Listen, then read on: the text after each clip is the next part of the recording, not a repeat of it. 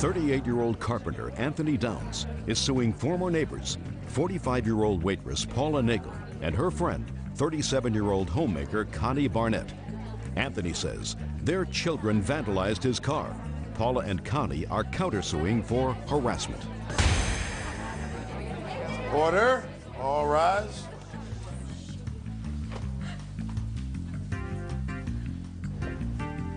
Yeah, this is case number 186 on the calendar in the matter of Downs versus Nagel Barnett. Thank you. You're welcome. Parties have been sworn in, Judge. You may be seated. Folks, have seats, huh? First, let me advise all of you that I have no intention of going back historically into the ongoing allegations of harassment, restraining orders, etc., that exists between you two people. And I'm going to start on a particular day. And that day is back in February of 2001, when I understand from reading your complaint that all of you appeared in court. Is that right? Yes, ma'am. And on that day in February, you all seem to have come to some sort of at least a temporary resolution of this ongoing harassment that each of you claim that the other is causing you. Is that right? Yes, ma'am. Correct. So you're in court. You received a restraining order against him? Yes, ma'am. Did you have a restraining order at that time against them? No, ma'am. No. Okay. Everybody's shaking hands saying, we hope this whole thing will go away. And then you exit the courthouse. Is that right? No, I didn't know, ma'am. I did not leave the courthouse yet. Your car was parked in the parking lot. Yes, ma'am. And according to you, you saw the defendant's sons doing something to your car. No, ma'am, I did not see him until after I was told that they were doing damage to my car. Who saw it? My son. Step up here. Tell me your name. Michael. Michael. Your dad is in court. You went outside to wait for him? No, I was in the lobby where we were getting ready to get the papers, and as I looked around the corner because I was seeing if the car was okay, and next thing you know, I saw them. They were sitting there kicking the bumper. Who was? Jared, Jevin, and Tyler. These three boys? Yes, ma'am. All three boys? Yes, ma'am. Was your car parked there as well? Yes, ma'am. How far away from where your car was parked was the plaintiff's car parked? Okay, the plaintiff's car was parked like in the third parking space on the front of the median. My car was on the back side, about 3 cars down. So, a good distance away from his car. Correct. Step up here, all three of you. Names. Jared Barnett. Tyler Nagel. Jevin Barnett. Now, I've read the answer here, and the answer says that you guys were just playing around air karate kicking. Is that right? Yes, ma'am. Shh. Yes, ma'am. Yes, ma'am. Why were you air karate kicking around his car? Because we were mad because he got away with throwing a softball at my friend Tyler. So you were mad? Yes, ma'am. And you left court, and you went out and found his car. Is that right? Yes, ma'am. And he says you damaged the car. I didn't. You didn't. What about you? I wasn't even near it. Where were you? About 5 feet away from me. You were 5 feet away. You were there. Yes, ma'am. Were you air karate kicking the car too? Yes, ma'am. Did you know that they were doing that? No. You have photographs of the car? Yes, ma'am.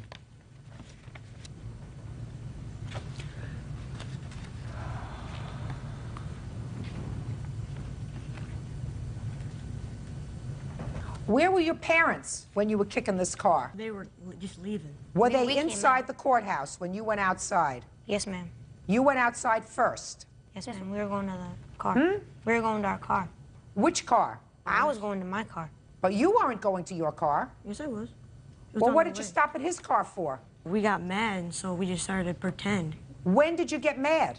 Between the courthouse door and the time you got to his car, tell me approximately when you got mad. I was mad. Inside the courthouse. Yes, ma'am. So you didn't just get mad, you were mad before you left the courthouse. Yes, ma'am. And what about you? Were you mad or you just following? I was mad too, ma'am. What were you mad at? For him getting away, Getting away with doing what? throwing a softball at me, ma'am. And is that what this case was about that you were in court about? Yes, ma'am. Were you hurt when the softball hit you? Yes, ma'am. Where did the softball hit you? On my bottom lip on the left, Mm-hmm. and I've got a scar. And what happened? Did the judge dismiss that case? Yes. So your sons were angry. Yes. You subsequently got a restraining order against them in I had, March. yes. So that then there are now mutual restraining orders. Yes, ma'am. Correct. Okay. Ma'am. My attorney's paralegal. I have an affidavit from her saying that she was there and No, seen no, it. no, no, no, no, no. I only take witnesses, not affidavits. Well, she could not be here today because she was at a case with my attorney. That's not my problem. That's your problem. I don't take affidavits. But I believe your son, and I don't believe the fact that they were angry and they just went outside and air karate kicked it, and as a result of something else, your car got damaged. The car looks like a relatively new car. Is it a new car? Yes, ma'am. It's a 2000 Buick Regal. Yeah, and you get absolutely no satisfaction air karate kicking a car. You get satisfaction when you actually kick it, right, Bird? That's right. That's right. Real cases, real people. Judge Judy. Anthony Downs says 11-year-old Tyler Nagel, 11-year-old Jared Barnett, and 13-year-old Jevin Barnett vandalized his car. The children deny the charge. So how much did it cost you to fix the car, sir? I have a lot of different bills here. Is it $500? Or That was what we had to pay at the end. Yes, ma'am. was your deductible? Yes, ma'am.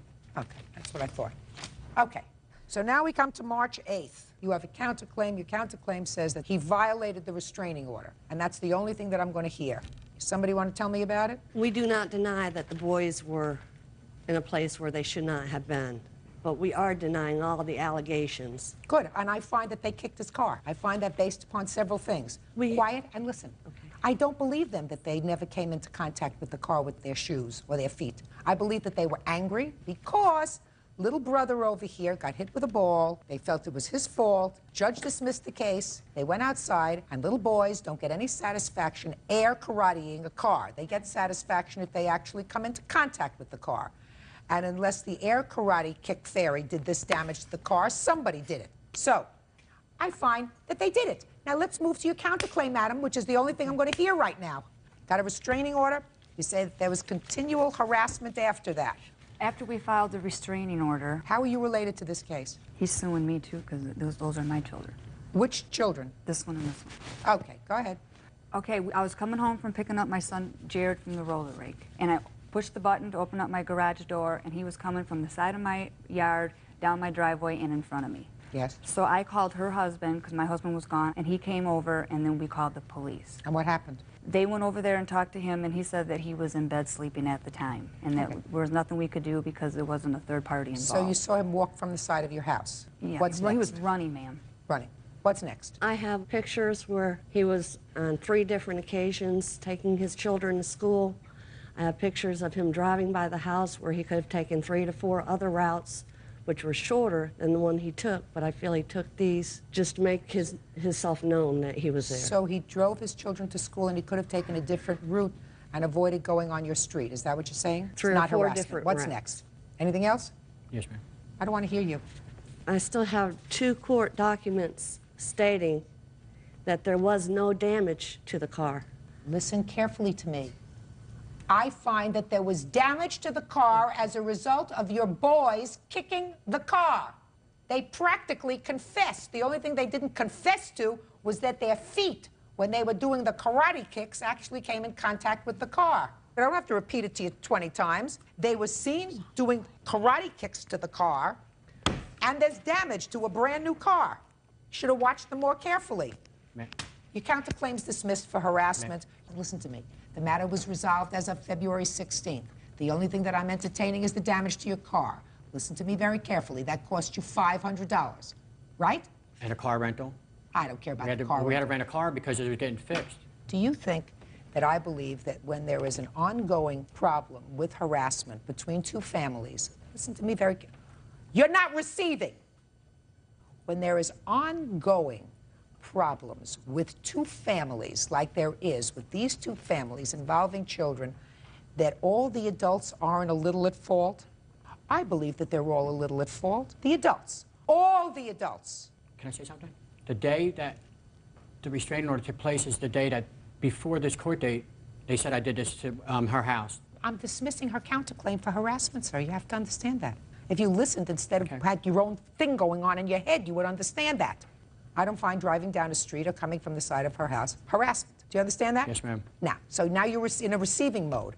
So being in a receiving mode, I'm telling you, sir, that I believe that when there is an ongoing pattern that requires police, prosecutors, detectives, court personnel to waste their time to deal with childish behavior, and adults are involved, you don't get your car rental.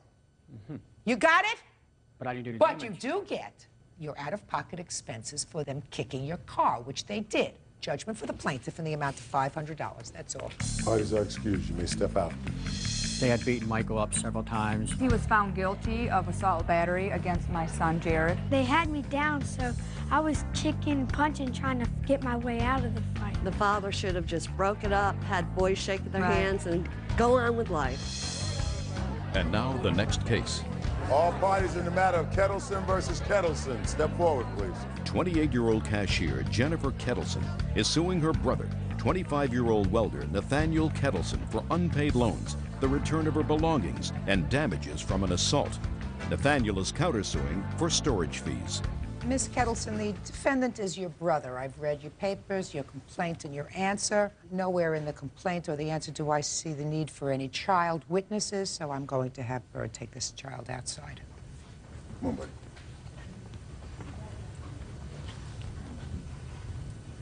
All right. According to what I've read, you were living in Alaska with your children. Things weren't going well there. You spoke with your brother. Your brother offered to open his house to you if you wanted to relocate from Alaska to Montana, where he lived with his family. You sold some stuff, packed up the rest, and moved in with your brother. Things did not work out. You got into a major brouhaha with him, either a week or two later. According to you, he kicked you out of the house. Right. You want him to pay for the following: $500, which is what you say it cost you for a motel to stay with your family; $1,400, which is the amount that you say you had to borrow for airline tickets because someone else said that you could come to stay with them in New York; a couple of $1,000 for your aggravation. In addition, you claim that he had borrowed some money from you, That's correct. several $100s, and he didn't pay you back all of the money, right? Correct. Mr. Kettleson, your brother, has a counterclaim. His counterclaim is you left, and you left a whole bunch of your stuff there, and then he and his family were relocating. Because he was a nice guy, he took your stuff with him when he relocated, and the van wasn't big enough to hold his stuff, so he had to put his stuff in storage, and he wants you to pay for the storage for his stuff because he took better care of your stuff, right? That's correct. Are you all nuts or what?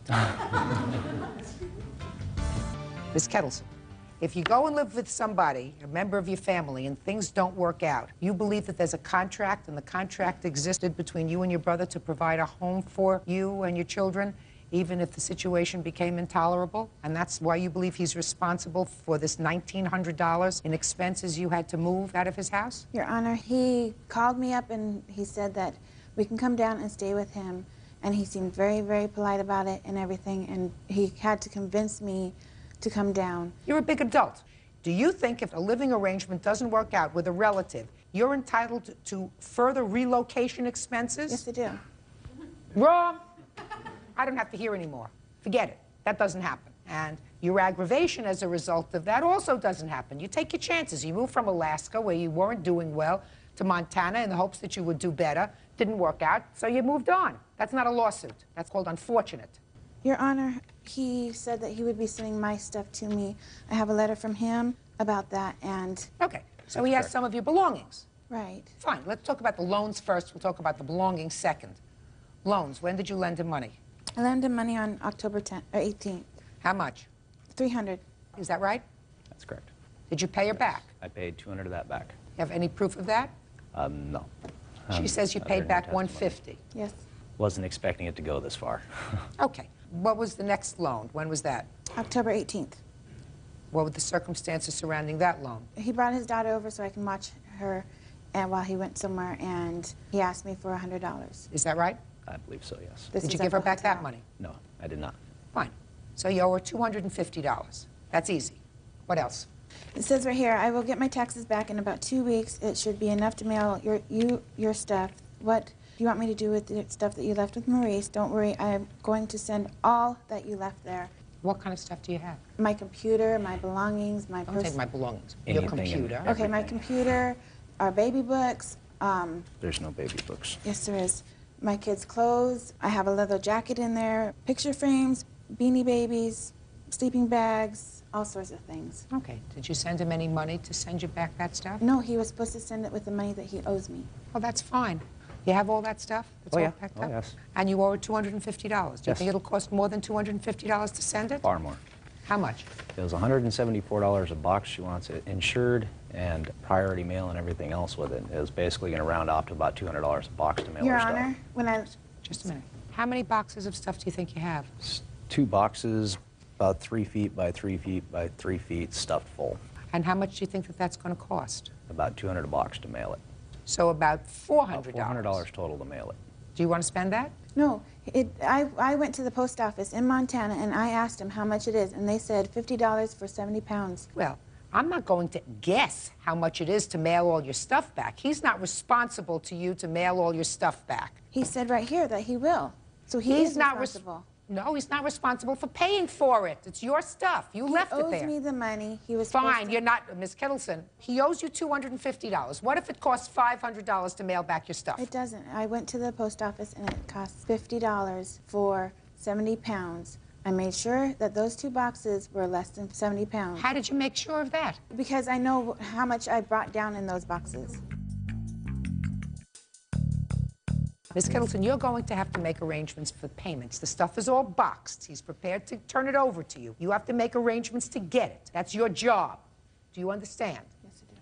Good. In the meantime, he's going to give you the $250 that he owes you, and that may help to defray some of your costs. He should also pay for the tickets, at least I don't from believe so. Montana to New York. Oh, he's not paying for that at all. I just explained that to you.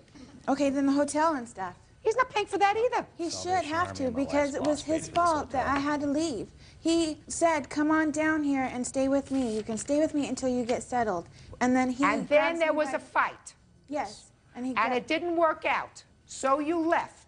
No. And evidently you left not under terrible circumstances. Oh, yes, it was. Well, you said the next day you were babysitting for his daughter. 2 days later. 2 days later, you were babysitting for his daughter, which is when you came in. Miss Kettleson, get over it. He doesn't pay for your airfare. He doesn't pay for your hotel. He pays you the money that he owes you, which is $250, and you make arrangements to get your stuff, which is boxed, period. I have to pay $1,349 because for my airfare ticket from Montana to New York because of the way he was to me. No. Same Yes. No, Miss Kettleson. $1,349 she No, could have rented a place to live in Montana. Miss Kettleson, what if you decided to relocate to Paris? And the airfare to Paris is $5,000. You think you should pay $5,000? If that's the case. Bye. You count the suits likewise dismissed. It's nonsense. Parties are excused. You may step out. Business owners Diana Irwin and her husband Stephen are suing former friends 19-year-old T.J. Cuddy and 24-year-old Rick Large. The Irwins say they hired the defendants to look after their house, and instead they threw a party. T.J. has a separate lawsuit against the Irwins for the return of a down payment on a bike. Order. All rise.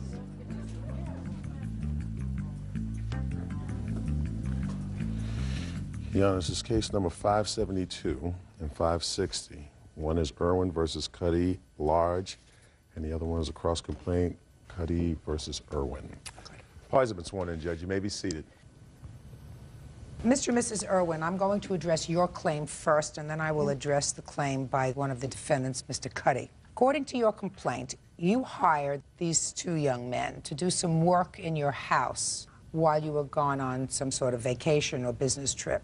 And they were given a whole list of things to do. They had access to your home. And it is your claim that they threw a major party while they were there, and that as a result of that, your home was invaded, a large group of people, that some things were destroyed or damaged, and a substantial amount of money stolen. And you're suing both of these young men for $5,000. Correct. The defendant said it was no big deal party, just a few friends, nobody went into the house. And Mr. Cuddy has a cross complaint, which I will get to in a moment. Who's Mr. Cuddy? Would be me. That's you. All right, how did you know these 2 young men? Rick Large had worked for us, done some work for our business for about a year. What kind of business?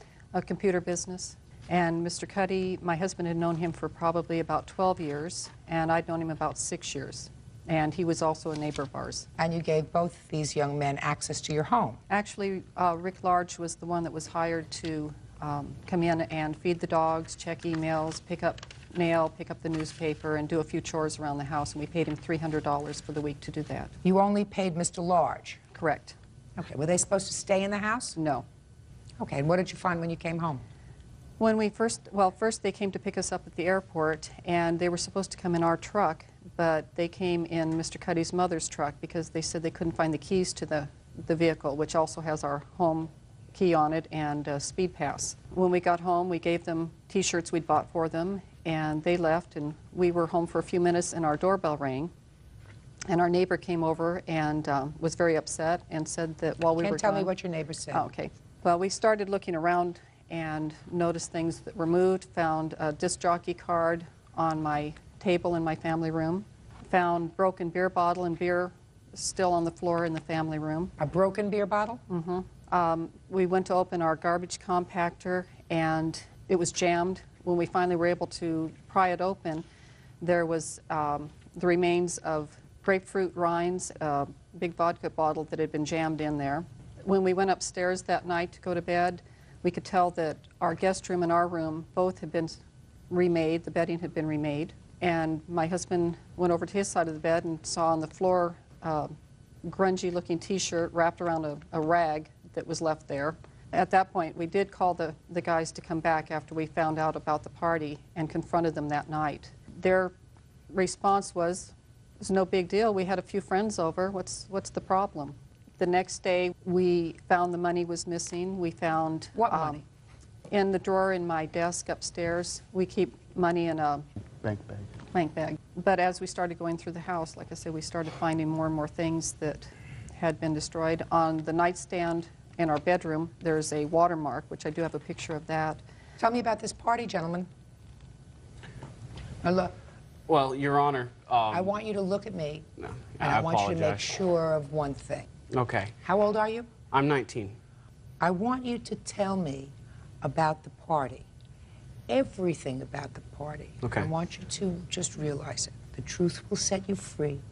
Don't try to scam me with you had a couple of friends over for a little barbecue in the backyard. I want to know how many people were there, inside or outside. How many invited, how many uninvited? How many just showed up? How many people showed up? Approximately on Friday night, we had about 40 people show up. Okay, so you had about 40. And how many people had you in, big I read your papers, so, but you know, I've had teenagers, so I know. I understand. Okay, good. So you had about 40. Your Honor, Could there have been 50? it's a possibility, yes, but Oh, it's not so there likely. could have been 50. How many did you invite? I personally didn't invite anybody to the party. Who did? That would have been Rick. How many did you invite to the party? 3 or 4 people. Shh. So you invited 3 or 4 and 40 or 50 or so showed up. Did you call the police? No, Why not? because everybody was having a good time. We were very responsible, kept the house locked at all times. Everybody was strictly in the backyard only, Well, and people, I didn't want to ruin a good time.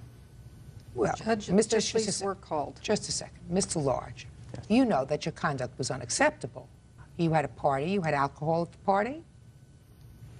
Speak. Yes, Who purchased the alcohol? I purchased some of the alcohol. All right. How much beer did you purchase, sir? I didn't purchase beer. I purchased a bottle of gin, Yes. and that was it. You mean that 40 or 50 people survived for an evening of revelry on one bottle of gin? No, actually, people brought their own alcohol. Really? So they were smart enough to come and bring their own stuff. Now, so you want to tell me how many hours this party lasted? I don't know, about 8. All right. So are you telling me, sir, that in an 8-hour party where everybody was drinking, nobody had to use a bathroom? No, actually, they did, and I instructed them they weren't to go in the house under So where any did they use a circumstance. bathroom? Where did they go potty? I told them that they needed to go to a McDonald's down the street or somewhere down the street. Sure. Real cases, real people. Judge Judy. Diana and Stephen Irwin claim former friends T.J. Cuddy and Rick Large were hired to look after their home. The Irwins say the boys threw a wild party and trashed their house. So who slept in the beds? Nobody slept in. I slept in a guest room on the guest room bed. Well, is that part of your agreement? Well, That you were supposed to stay in the house? they let me. I actually live with the Irwins. They told me they treated me like a son. They had welcomed me everywhere. You know, they said, "You're Was welcome." it your arrangement on this weekend that you were to stay in the house? No. Miss Irwin, Yes. let me make myself clear. We are not going to entertain your missed money. Right. And I'm going to tell you why. Because it doesn't sound logical to me that somebody goes away and leaves two young men with access to their home and leaves what you claim was $8,000 in cash in your top desk drawer. Doesn't sound kosher to me. So I'm going to entertain your claim of whatever damage was done in your house, because I believe that both of these young men are absolutely responsible for that. Because if they invited 3 or 4 people and 50 people showed up, the first thing that you do if you are responsible is you get on the phone, you call the police, and you say there are people trespassing on this property and I want them removed. They chose not to do that because, according to Mr. Lodge, they were all having a good time in this party that lasted 8 hours. To me, a party lasts 4 hours and then your company goes home and that's it. So, tell me exactly what was damaged, how much it's going to cost to fix it, because that they are responsible for. Well, we did also, I did want to say that the police were called 2 nights. It was a long party. It was a long party. Well, and the you one... know that you don't leave teenage boys in your house, 19, 20, 21 years old, in your house and say, the house is now empty. Because you know what happens? The word gets out into the street. Party! And everybody comes. They did note that they had planned the party well before we were out of town even. Right. And how did they do that? Did they do that Right. by hiring, according to what I read in your complaint, a disc jockey? Yes. Was that disc jockey hired 3 weeks in advance? No, ma'am. When? We called the disc jockey 2 hours before a party. 2 hours before the 3 or 4 people that you had invited arrived? He was one of those. Huh? He was the person. 2 hours one of before the 3 or 4 people that you were having over for an intimate barbecue in the backyard arrived, you called a disc jockey. Well, Your Honor, the disc jockey was a personal friend of Rick's, and when he called his friend, the DJ, he was at another party, and instead of keeping that party there, he decided to bring it with him. That's how all those people ended up at the Irwin's house. They get put off the premises by the police. Yeah. We understand that what we did was wrong. That Perfect. night... So then let's get to it. How much damage was caused? Well, we had to have the house rekeyed because we found that the... You're absolutely right. Rekeyed. How much? Let me just get out my little calculator. 75. 75.75. The What else? car had to be rekeyed, 96.54. No, on the table, I don't know how, or the nightstand, I don't know. I haven't gotten a quote on how much it will cost to fix the ring that's on there. Do you have a picture of it for me to look at? Yes, I do.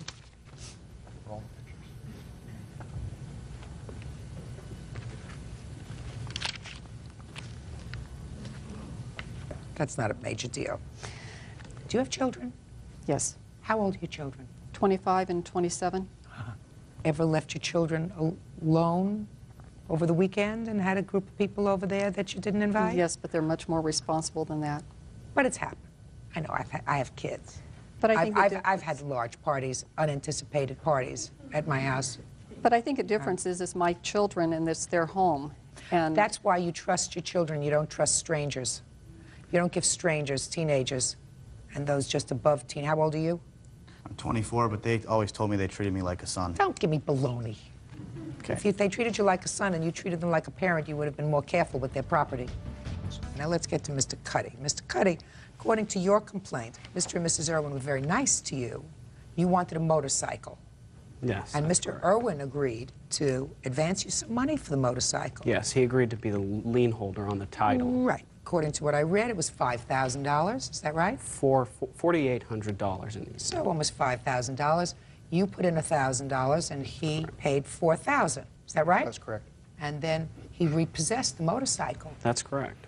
And you want the money that you put down on the motorcycle. Correct. That's your claim. Where is the motorcycle now? It is in storage. And the title is in your name? Yes, that is correct. Okay, then you have to return to him $1,009.46. But, Your Honor. Yes.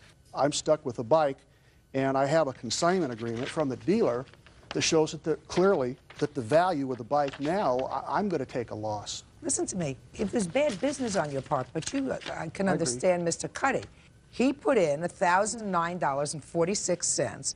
He had an agreement with you. It was a verbal agreement that you were going to be the lien holder on the bike, and he was going to pay for it. You cannot keep that bike and not give him back his $1,000. You can't do it. So on your counterclaim, Mr. Cuddy, I am awarding you the $1,009.46. On your claim, Mr. and Mrs. Irwin, for these boys doing damage to your home, you are entitled to $197.29 with the admonition to you, keep strangers out of your house and don't give them access to your house because it's always trouble. And with the admonition to you, Mr. Lodge, that if you say to me that these people treated you like you were a child of theirs, one of theirs, and was very good to you, you certainly didn't respect them nor their property in a way that I would like one of my children to behave. That's all. Parties are excused. You may step out. Their house looked better when we left than when we got there. The reality was it was 2 nights of parties and a barbecue. He said that the next time Diana went out of town, he wanted us to throw a party again and invite him. It's closure. That's what we purpose of coming. He's a shady guy. I mean, he's really a slime ball. Hopefully we can all move on with our lives and just go forward. And now the next case. All parties in the matter of Clem versus Randolph. Step forward, please. 31-year-old home siding installer Mike Clem is suing his fiance's brother, 17-year-old James Randolph, for kicking his car in a fit of rage. James says he became upset when Mike refused to give him a ride to work. Mr. Clem, the defendant is your soon-to-be brother-in-law, Yes, Your Honor. and he damaged your car Yes, ma'am. in a fit of anger, Yes, Your Honor. and you want him to pay for it. Yes. You acknowledge, sir, that you damaged this car, is that right? Yes, ma'am. Well, tell me why you did that, and when you did that, and why you shouldn't be responsible for paying for it. Well, at the time, I was extremely angry. What were you angry at? We got in a little fight because I was supposed to go to work that day. He said he would, and then... He would what? He would take me to work. At what time was this? It was maybe around 11:30ish. So at 11:30 you asked him, and he said he could, and then what happened? It was around 1 o'clock or so. He said, he started walking out the door, and I asked him again, and he said he wasn't going to take me anywhere. Did he say why? He said he was going the opposite way. So what did you do? I got mad, and I went back in the house. Tell me about his car. Well, after I went in the house, he came inside, and he started yelling at me. My mother... What was he yelling? He was just saying, you jerk, and things like that. Why, had you said anything nasty to him? At the time, I didn't know. Go ahead. So then he kept on, saying the same things. My mom tried to get him, to sit down and everything and just calm down. He pushed my mother out of the way, and then I got extremely mad. And then we both ended up actually getting in a fist fight. We haven't gotten to the car yet. Well, after that, after he left, I was very angry. I had to do something. He pushed Mom out of the way. So I went up to the car, and Which car? This car is up on blocks. And what'd you do? No, I just kicked it because I was so mad.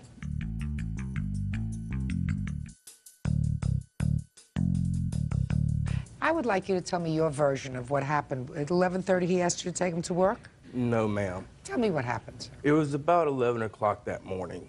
Him and his sister, my fiance, Stacy, went into town and to the store and some other odd and ends. At that point, he told her, I got to be at work at 12 noon.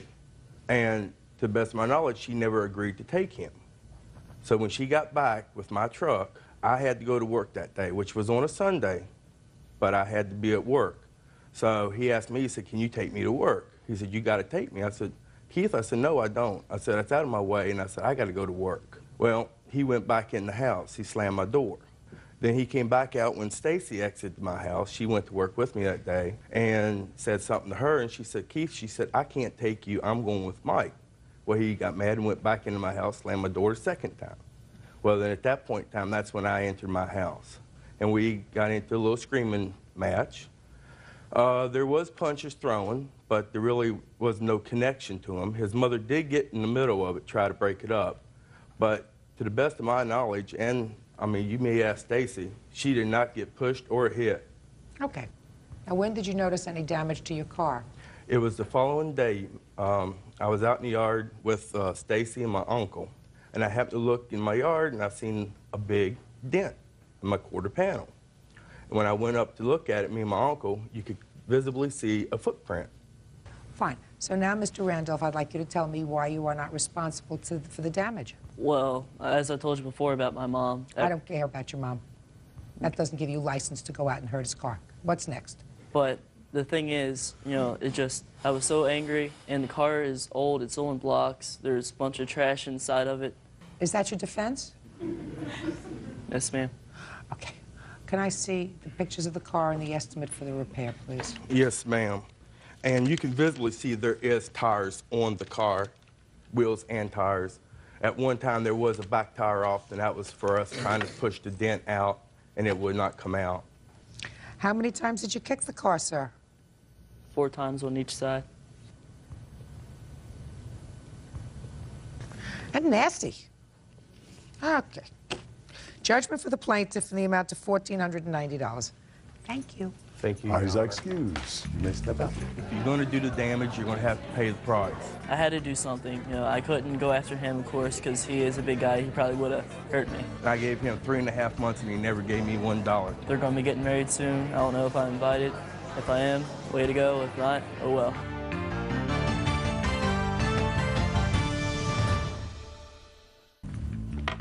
Yeah, this is case number 519 on the calendar in the matter of Gaines versus Roderick. Parties have been sworn in. Judge, you may be seated. Ms. Gaines, it is your claim that the defendant filed false assault charges against you after an incident that I can only describe as road rage. You want to tell me what started this incident and when it happened? Okay. I was on my lunch break. What date? It was on December 19th. 2001? 2000. Okay. Go ahead. What happened was Donna had ran a red light. You didn't know her before? No, I didn't. I didn't know her. She had ran a red light, cut across me. I looked over, and then she flipped me off. And then we started fussing back and forth. She had a phone. She had her cell phone on her. So she was in front of you? She was on the right side of me at that point. So she was on the right side of you on her cell phone? Correct. Go ahead. She started, at that point, she started coming across the line, over like she was trying to hit me. And I didn't know what was going on. So I moved out of her way to prevent an accident. Also, I noticed she had her kid in the car, in the back seat. So, you know, I'm trying to get out the way to avoid an accident. She pulled over at the same time. Behind you or in front of you? Behind me. And she got out of her car? Correct. And then what happened? Okay, at that point, I felt she had a kid in a car. She was endangering my life. She was endangering her kid's life. As a citizen, I went over there and asked, what is your problem? You're driving recklessly. You need to watch what you're doing. And is that what you said to her? Just that way? Correct, yes. Okay, go ahead. And I left. I got back in my car. I didn't run. I got back in my car, and I proceeded back to work. What happened next? Okay. What happened, the vehicle was not registered to me. It was my roommate's father's vehicle. And, of course, it has a distinguished license plate. It had a name on there. So, apparently, I guess, Donna had filed a false report, which I have the report here. Can I see the report, please? Yes.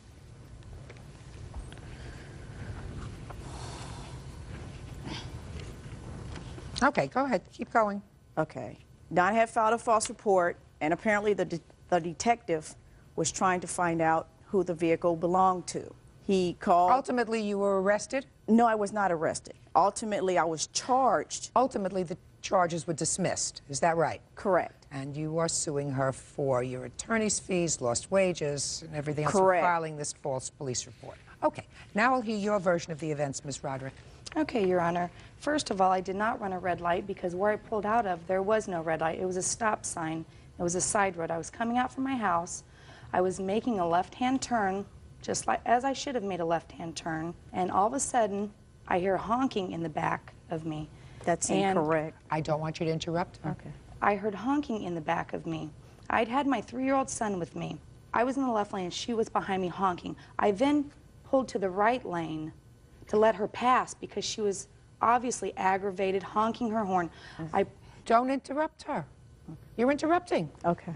I moved into the right lane to let her pass. I figured she was in a hurry, you know, and then she didn't pass me. She stayed next to my car, and she was the one flipping me off. I couldn't hear what she was saying, but it was obvious that what she was saying was foul language, flipping me off, She then tried to put her car into my lane. I then slowed down. She then proceeded, she got in front of me, and this is while traffic is moving along us. She slowed down, and then she stopped her car in the middle of traffic, in the middle of the lane. She stopped in front of me. I couldn't pull to the side of the road because there's a sidewalk, there's no space to pull over. She then rushed out of her car. I had my cell phone because I was going to call the police. She came rushing out of her car towards my car. I have my 3-year-old son in the car. I got out of my car because I didn't know at this point she'd tried to run me off of the road. I thought she was crazy already at this point. I got out of the car. I told her that she needed to get back in the car. I was going to call the police. If you were afraid of me, why didn't you drive off? I don't talk. Ms. Gaines, because you were with a phone. She was in front of me. Don't answer her. This is interesting. She was in front of me, or I would have gotten away from her. There is Don't a respond reverse to on her. your car. You're demonstrating that you have a bad temper. Okay. So you're not helping yourself. Okay. Do you understand what I'm saying to you? Yes, I understand. Good. So now you're up to the point where you have your cell phone and you're going to call the police. Yes, and I told her if she, and we were in the middle of the street, traffic was going by, we were both in danger, and I was worried about my 3-year-old son in the car because we were right in the lane.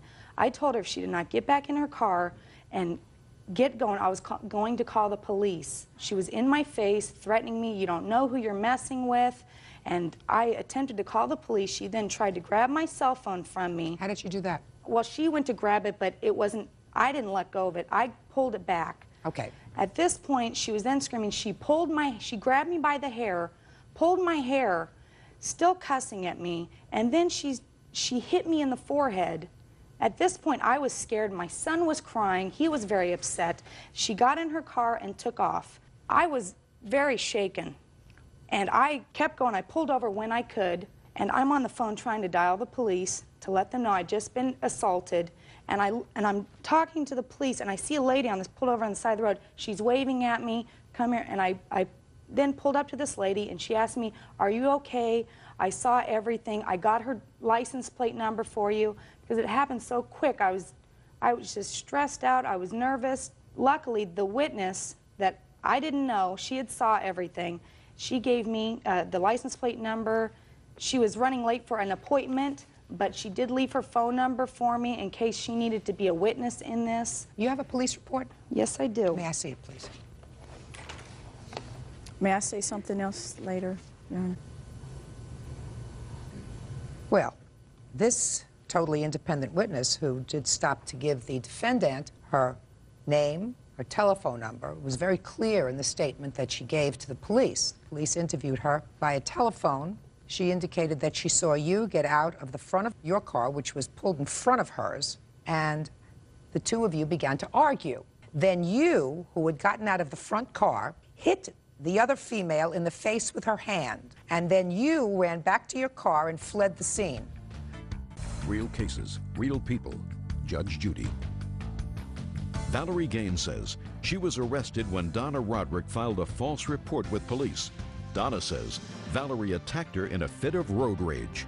So here we have a witness who clearly says she observed you do, Ms. Gaines, exactly what the defendant said that you did, which was to assault her.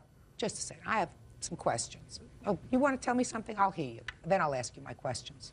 Okay. I saw a lady or a person that was in a vehicle about 3 light poles away. In the statement, it should have showed, because I believe it's on there, she was looking through her rearview mirror.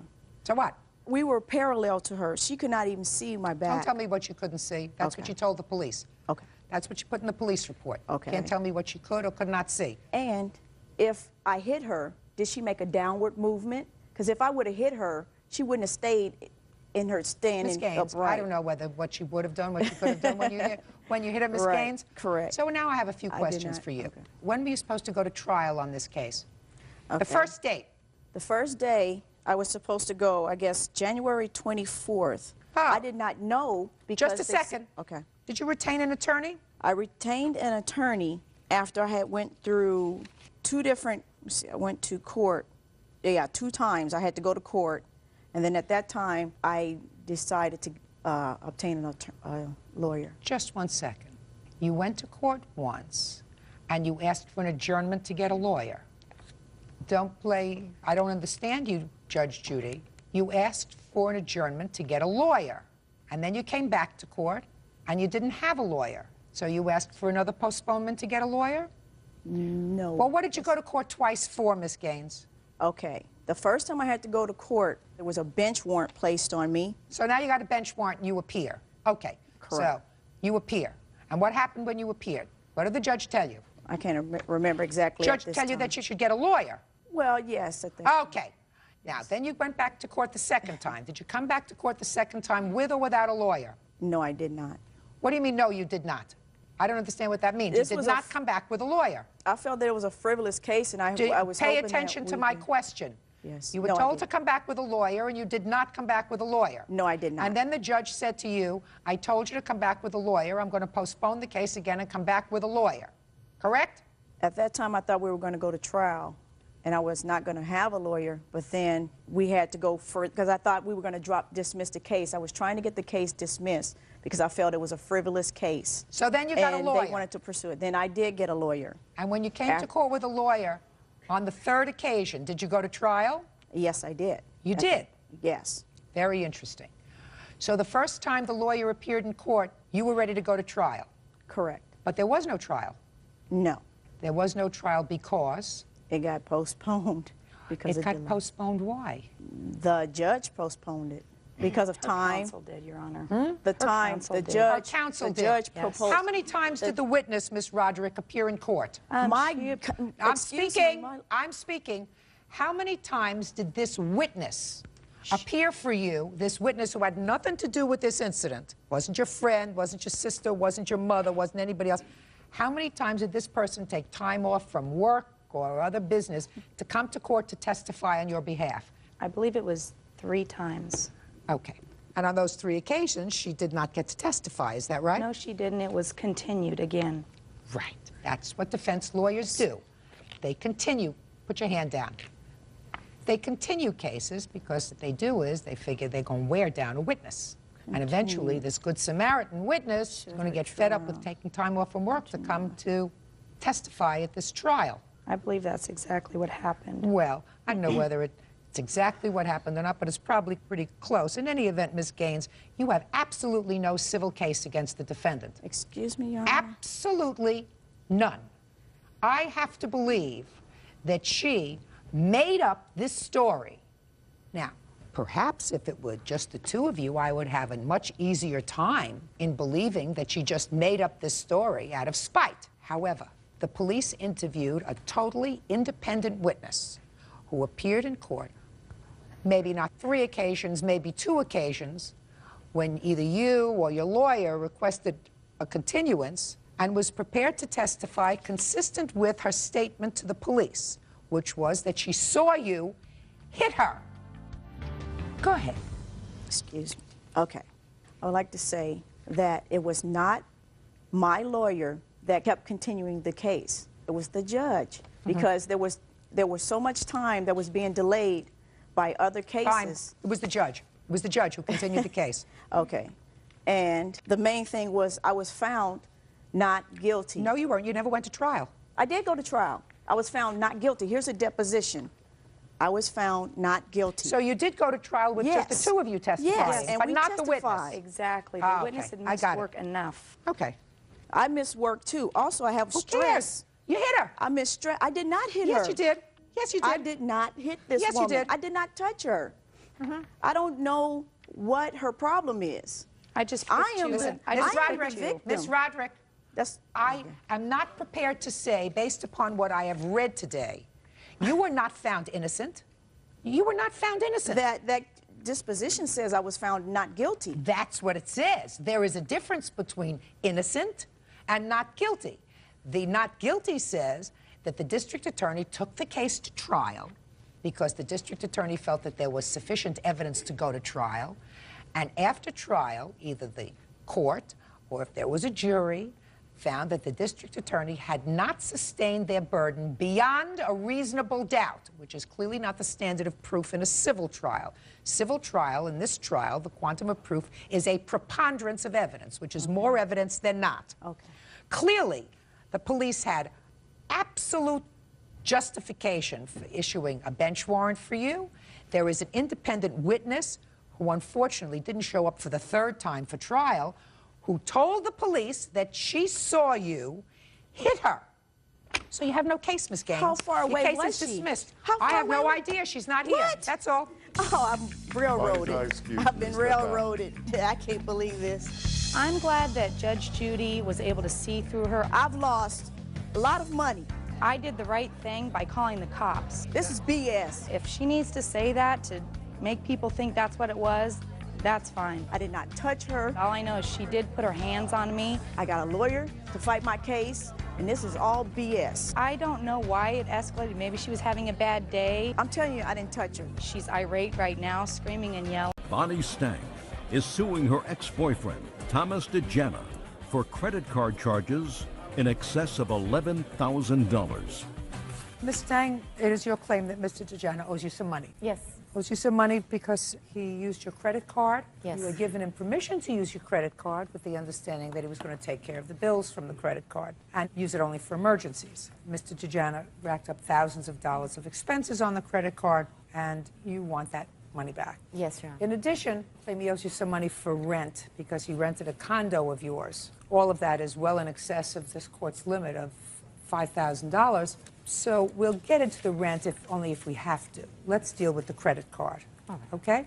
Mr. DeJana, I want you to pay careful attention, sir, because it's my understanding that it is your claim that you were told that this was a credit card for your use because you are a disabled person. She cared for you, and she was just being a nice person. There was never any expectation that you were going to pay this credit card back yourself. That's my agitation, yes, ma'am.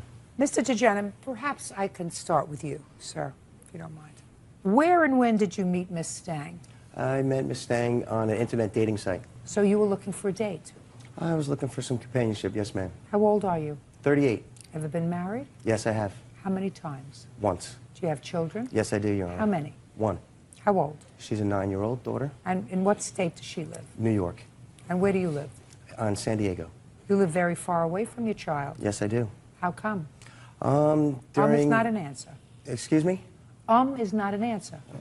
My apologies. I moved to San Diego because of the divorce situation. Was a little bit too much for me to deal with, being so close to the situation. We were having some custody issues and things of that nature, so I thought that I would move to San Diego for a little while to give myself some room. I ended up loving it and staying. How often do you see your daughter? 3 or 4 times a year. Does she come to you or do you go to her? She's still a bit young for that travel, so I go to New York. When was the last time you were there? Christmas. You pay child support, Mr. DeJana? Yes, I do. How much? $500 a month. Are you in arrears of your child support order, and in what jurisdiction is your action pending? It is in Nassau County, and those arrears, there's a petition for dissolution of the arrears going before the court. So the answer is that you are in arrears? Yes, I am. How much in arrears are you, sir? Not exactly sure, ma'am. Due to the fact that I have been paying cash to my ex-wife at times, the court settlement numbers were different than Can I what we please agreed have on. what amount they are alleging you are in arrears? I do Just a not second. know. You tell me that you petitioned the court to have the arrears vacated. That will be happening this summer. Well, how much did you ask them to dissolve? Your Honor, I have no idea because I have not spoken with an attorney about this yet. I plan on being back in New York this summer and taking care of these issues. So you haven't started anything? No. He's cute. You know. Now, Mr. DeJana, when did Miss Stang give you a credit card? Just before I went to New York for Christmas. And what did you tell her when she gave you the credit card? I told her thank you very much for helping me out in this time of my need. Why were you in need, sir? I went on disability October 26th, and the California Disability October Insurance... 26th of 2006, you went on disability. Yes, Your Honor. What is the nature of your disability? I had a torn-up shoulder. From what? Playing baseball. What kind of work were you doing? I'm an industrial electrician. Okay. So you went on disability. Yes, October 26th, my doctor signed the disability note. By the time I was leaving... Were you playing baseball for your company? No, I was not playing baseball for my company. I was playing baseball for my own recreation. Now, I want you to tell me, Mr. DeJana, because something was very interesting to me. You couldn't work because of a torn shoulder? I have no mobility above 180 degrees at that time. Really? Anything below here is just fine. I could lift things, I could do just about anything, as long as I didn't go above 180 degrees. Aren't there other jobs that you could find, sir, that would permit you to work and not lift your arms up all the way up here? I'm an industrial electrician, and that entails a lot of heavy lifting above my head, screwing in pipes, No, listen to what I wires. said. Listen to what I said, Ma'am, Mr. I'm a trained Tajana. electrician. That's what I do. Listen to what I said to you, sir. When you have a 9-year-old child, Yes. you pick up cans. You don't have to lift anything above your head in order to pay your child Oh, I support. understand that. I'm glad you understand it. I just want you to understand that I know where we're coming from. But also- Now, what were you doing skiing in Utah? I wasn't skiing, ma'am. I drove my friends there in my truck, and along You with their gear drove in my your trailer. friends in your truck Yes, ma'am. to Utah in February 2007. This is your sworn answer. Yes. I had a ski trip planned to Utah with friends. That's what you say, not what she said. That's a correct statement, ma'am. I had a ski trip planned in February with my friends. So? The plan all along was for me to drive there with several of the individuals going on the trip and to haul all of the ski equipment and other snow equipment in my trailer so that people didn't have to deal with it Get in the a airport. job driving a cab. If you could drive cross country for a ski vacation, sir, and haul all their skis, get behind the wheel of a cab and drive a taxi, drive a limousine service. That's not my choice Drive- of occupation. Oh, well, I want to tell you Unfortunately. something. I want to tell you something. I don't mean You to want to be be, disrespectful, Your Honor. hey, I'm speaking, you're not. You want to be a bum on your own time, that's fine. You have a 9-year-old child. Forget her. You have a 9-year-old child. Iota of relief from your back child support. Not one. And I know the judges in New York City, sir. That's my hometown. And they're not going to do it either. They're not going to give you one break, especially after I send them this tape. Now, how much does he owe you on the credit card? $11,000. Can I see some of the purchases that he made, please? Which happened over 6 weeks, most of which were cash withdrawals. Listen, how old are you? Too old for this, 44 years old. Let me tell you something. Yes, ma'am. I could tell that he was a bum in 5 minutes. How does it take you 6 weeks to figure out that this guy hasn't been able to get his life straight? I have faith in mankind, which has now been No, destroyed. you cannot have faith in mankind. Your head wasn't ruling you. Thank you. You're right, Your Honor. You're absolutely right. He played on my I mean, insecurity. I don't even see what his attraction is. He doesn't It'd be have any. different if you know. Your Honor, he... Looked like Tom Cruise. Jesus. Judgment for the plaintiff in the amount of $5,000. Get him out of here. How does that excuse? You may step out. Isla Wiley says her former roommate, Paris Scott, owes for unpaid rent and utilities and car damage. Paris claims she was a guest in Isla's home, but never a roommate. Miss Wiley, according to your complaint, the defendant was a friend of yours. She ran into some difficulty. You allowed her to move into your apartment. You claim that the agreement was that she would pay you rent. She did not pay you rent or her share of the utilities, which was also part of your agreement, and you wanted to pay you for that. According to you, prior to that, she had borrowed your car, took it to a party, and it came back damaged. You want her to pay for the car damage. Ms. Scott says that there was never a rental agreement between the two of you. You were doing something to be kind to her, and that you only became angry with her when she had some sort of a private conversation with your boyfriend and told him some things that were very personal that she knew about you. You became angry, told her to leave, and then concocted the story about rent. And she would like her personal property back. You indicate that you do have her personal property, and that personal property she's going to get within 5 days of today. She can come either with a marshal or by herself to retrieve her property.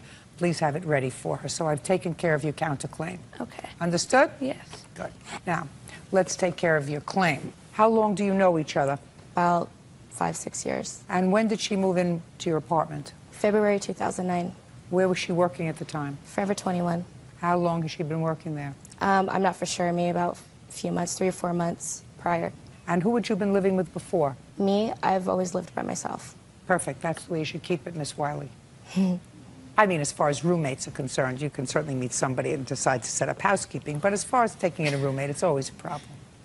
What made you open your house to her? I've known her for a long time. I thought she was a good friend. She didn't have a lot of friends because of run-ins that she's had with her other friends.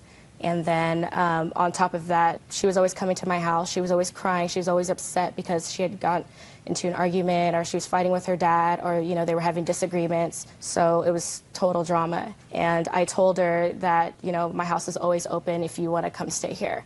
So then she asked me, like, how much would it be if I rented? And I told her you would have to pay half rent, which would be about $850 or more a month, including utilities. And she said that would be perfectly fine because she's working, and then that on top of that, you know, her mother and her father would help her with rent. So I told her that would be okay, and so I allowed her to start, you know, slowly and gradually moving How her many things in. bedrooms do you have? It's a 2-bedroom, 2-bath. So she moved into one of the bedrooms? Yes. In February. And when did she leave? She left in May when I told her to move her things.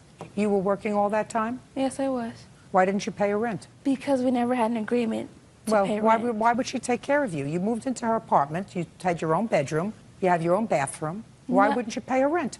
Because the only time that I came to stay with her, my father did have problems. I don't care what the reason is. How old are you? I'm 21. Well, 21 years old. And you I have was a still job. living with my family. You have a job. Are you telling me you didn't live with her? I stayed with her from time to time.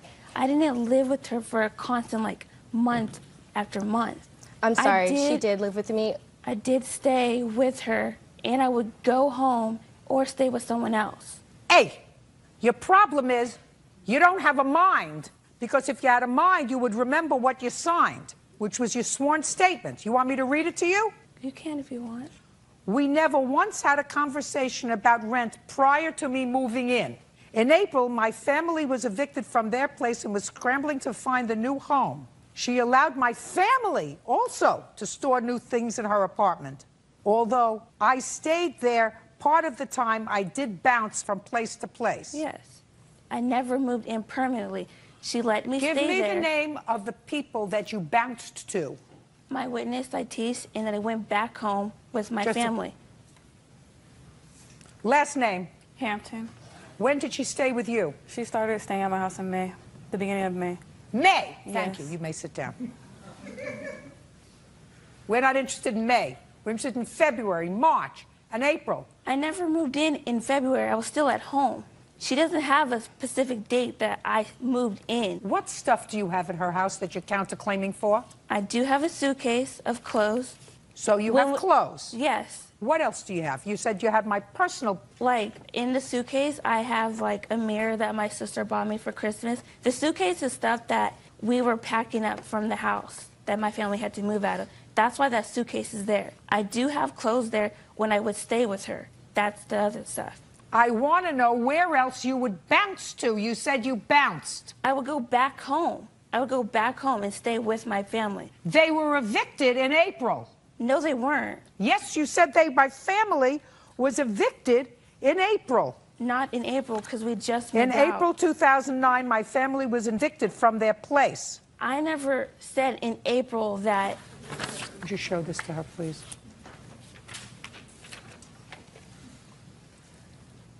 I know what That's it your says. statement. That's your signature at the bottom.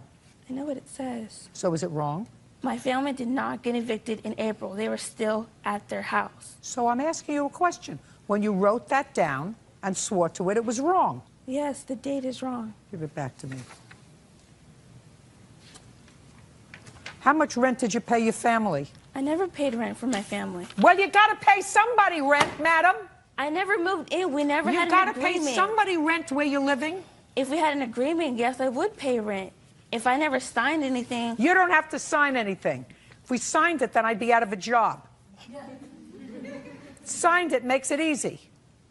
Now, let us say I believe you, which I don't, that you weren't there all the time, you didn't live there, you never formally moved in, you never signed anything, whatever else it was. Then she was just being nice to you, right? Because she was my friend. She was being nice to you, right? Yes. You explain to me why you gossiped behind her back to her boyfriend? I did not gossip behind her back. Really? Her boyfriend texted me when she left for her cruise to Mexico.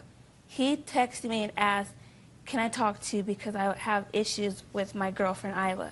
I never responded back to him. You never respond, so you never had any conversation with him? No. No, so just a second. So you never, well, then you must be wrong that you never had any conversation with him. She is wrong. You want me to call him and find out? Yes, you can. Yeah. The only time me and him talked was the night we were going out, all of And? us. And he asked me, Paris, I have a feeling that something's going on. And I told him, if you really believe something is going on, why don't you guys take a break so you can figure out your thing and she can figure out hers. She has been having issues with her boyfriend. Yeah. She's jealous. Exactly. Right. Did she have an arrangement with you to pay rent? Yes, ma'am, she did. Yeah, I believe she did too. When did she move in February? She moved in actually 2 days after Valentine's Day, so I'd say Well, the 16th. so we're going to discount February. We're going to go right to March and April. Yes, ma'am. Those 2 months. And your total rent is what? I would say $850. Okay, so she was supposed to pay $4 1/4? Yes, ma'am. Now tell me about the car. Well... Make sure I get it right. Do you understand? Yes. Okay, well, the night before, she drove my car. She had to rent a car because she did not have a vehicle. She went down to the club, and I guess she had the windows busted out. Somebody busted out the windows and stole her belongings. In the rental car? In her rental car, yes. What did they steal? They stole my purse. You left your purse in the rental car? In the trunk, yes. Go ahead. So then, with the rest of her problems that she always had, she came to me crying, saying that somebody stole her things, she had nothing, and that she needed to use my vehicle. Because every excuse with using my vehicle was, my family doesn't have food, my family doesn't have money, my sister's left at school, my brother's left here, my brother's left here, can you please let me use your vehicle? So she always used my vehicle. So she got her windows busted or whatever, so the very next night, she wanted to go downtown, and I said, you could use my car. Please be careful. And? Right. So she came back with the vehicle. She actually came back with her boyfriend, and they got off the car, and I came outside, and I'm like, what happened to my car? She goes, what do you mean, what happened to my car? I'm like, my car is keyed. And it's really obvious. You could see it at night. The whole car was keyed. Somebody ran the whole key through it all around the frame, everything. And then somebody even kicked it in. Then she told me, oh, I don't know what happened. I don't know what happened, but I'll help you fix it, or I'll fix it. Just a second. Did anybody that you know see what happened to the car? No. Okay, so what happened to the car was a criminal act. Correct. And she had your permission to drive the car. Yes, ma'am. She's not responsible for it. Okay. She's not responsible for someone else's criminal acts that are done to your car if she had the car with your permission. Do you understand? Yes. Okay. But she certainly owes you for rent. Anything else? No, ma'am. Very good. Judgment for the plaintiff in the amount of $850. Make arrangements to pick up your suitcase within 5 days. Okay. Understood? That's all. Parties are excused. You may step out. Brenda O'Henley and her brother Daniel are suing their former tenant, Jared Debnam, for unpaid rent and utilities. Jared says his living arrangements were substandard, so he's not paying. You are brother and sister, is that correct? Yes. You bought a condo together? Yes, 2 years ago. You live together? Yes. Great. Wonderful. Yeah. Get along? Yeah, for the most part. Fabulous. How much was this condo? It was $770,000. It's now worth $950,000. Perfect. So you bought this condo and you did a very foolish thing. You decided to take in a third roommate. Yes. That would be you. And according to your complaint, he owes you a whole bunch of money for rent, and primarily for rent and utilities. Mr. Debnam says, well, there was never really a formal agreement about him paying so much per month, and he's got a whole host of other problems that he encountered while living with you. You moved a girlfriend in shortly after he moved in, so he didn't feel as if that was right. There was a leak, and some of his clothes got moldy, right? Correct. Have you always lived in the United States of America? Yes, I have. So you know that this is what we call a free country. Correct. If you don't like something, or if you don't like a place where you're living, what can you do? Choose to move on? You don't choose to stay, kvetch, and don't pay. You move on to where there isn't a girlfriend, where there isn't a leak, where there isn't mold, but you don't stay and don't pay. Now, you lived there for a year, and you did pay some money in a bulk. You know, you didn't pay it by month because you were sort of not working, whatever. You got a check, and you gave them $4,000. Well, that was just a part of the check from one of my financial aid checks. Did you have your own bedroom? Yes. Did you have your own bathroom? No. Who did you share the bathroom with? Everybody that used the house. As far as the communal upstairs bathroom, so it wasn't just my bathroom. And what were you supposed to pay a month? Before we moved in, I told him, being a graduating senior, that my money was based solely upon receiving periodic financial aid checks, at which time I told him this is how I would be able to pay him whatever money. And so he knew about this situation before. Tell me what he knew. He knew that I would be getting financial aid checks each semester. Fine. And So that you from did those get a- checks, I would pay him what I could towards the money for living at his place. Without any set amount? So you could have given him, let's say, $500 for 6 months, and that would have been okay. No, Your Honor. he wanted to pay, or come to a limit to pay $750 a month. Ah, okay. You know, I knew if you let you talk long enough, eventually we were going to get someplace close to the truth, sir. So, according to you, he wanted $750 a month, which you agreed to pay when you got your financial aid checks. Correct. How much did you give him? A little less than $7,500 total. So that would be for 10 months. Did he give you $7,500? Overtime, yes. So how much do you think he owes you? I've come up with about $6,000. For what? Well, it was $750 plus utilities and a sticker for him to park his car. I actually have a breakdown of the whole payment history that I don't need the received. whole payment history. If you acknowledge that he paid you $7,500, that's for 10 months. That means he owes you 3 months' rent, which is $2,250. Well, do you not include utilities in that? It does not include utilities, Our sir. agreement included utilities. Show me in writing. Well, what I'm telling you is, if you allow somebody to live with you for 13 months and do not collect utilities from them on a regular basis, I'm not going to waste my precious time, 2 graduate degrees, and go over month-to-month Con Edison bills. What I'm telling you is, if you got $750 a month from him, Mr. O'Henley, we wouldn't be standing here today. Exactly. Okay. But and that's exactly what I'm going to give you. I would $750 a month for 13 months. He's already paid you for 10, which means he owes you $2,250. Now, is there any reason why I shouldn't enter a judgment in that amount, sir? Just for the living condition that I was provided with when living at this place. This is why he didn't receive, or what I feel he got paid the full amount of what I was provided living at this place. That's why we talked about a free country, Correct. Mr. Debnam. Correct. And so Free that country was my means only you. complaint. Who's the person that's raising her hand that's irritating I would me? agree. Except for I just didn't have the opportunity. Who's the person raising their hand that's irritating me? This is my fiance. And she's the person who lived with me at this place, not lived, but came and stayed at my place. Or not So our it place, wasn't excuse me. only his girlfriend that stayed. Your No. girlfriend stayed too. I'm sorry, Just a second. 4 or 5 days a week. So it wasn't only his girlfriend that stayed. It was your girlfriend that stayed. My girlfriend would come there every other weekend and spend So? the weekend. Correct. So she stayed. And if she didn't like living there because of the cold and the mold, she wouldn't have come. Okay. Right?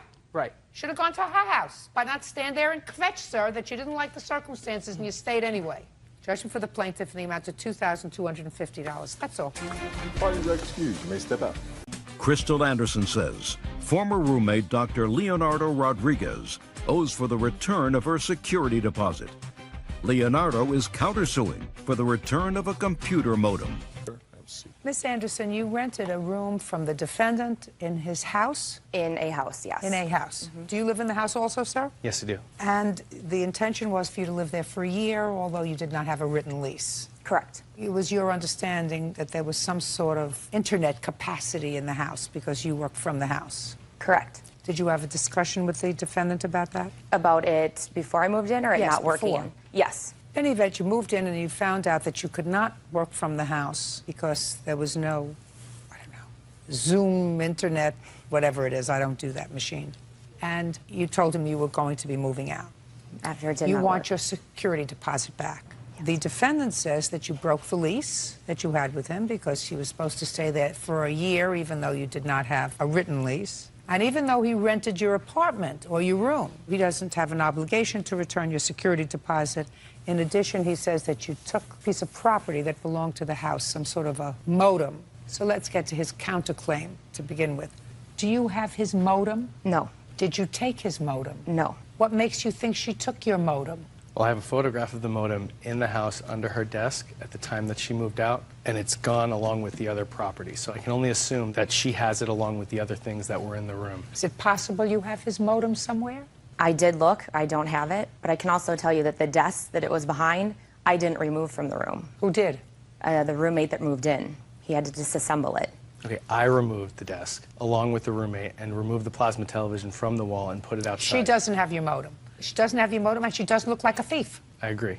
Good. So we've taken care of your counterclaim. Well, she doesn't have well, it. not quite. I don't know if she has it. I don't She think says she doesn't have it, and you have no proof that she took it. I have proof that it was under her desk at the time that she moved out, and now it's nowhere to be found. Time Well, Warner. you have a new roommate in there. Right. Maybe the new roommate took it when you were disassembling it. We've gone through the entire room. We've Just looked a second. for it. I didn't say that you haven't gone through the entire room. Maybe he took it. Maybe he's the thief. You don't think so?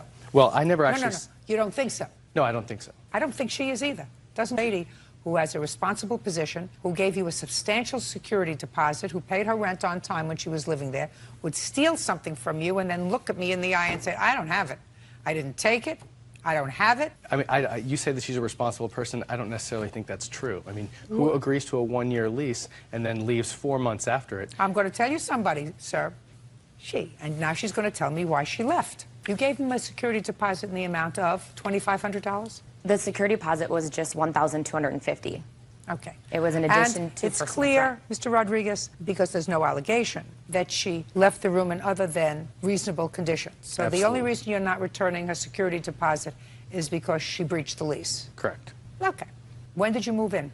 August 10th. Did you pay August's rent? Yes. Is that correct? That's correct. Did you pay September's rent? Yes. Is that correct? That's correct. What about October? Paid the rent in full. And November? Paid the rent in full. Is that correct? Correct. And when did you tell the defendant that you were leaving? In the middle of October. Did you tell him why?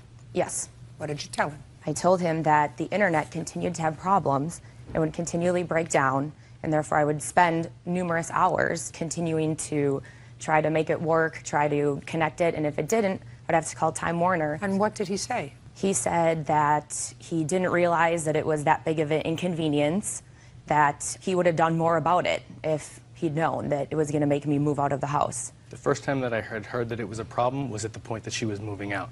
I had no idea when she moved in that she was planning to run her business or her part of her business out of the room. Did she tell you that she needed internet connection, sir? Absolutely. And what did you tell her about it? That there's internet connection that we all use. All 4 other people that live in the house are still to this day using an internet connection. However, it doesn't run at the speed that she needs to run her business.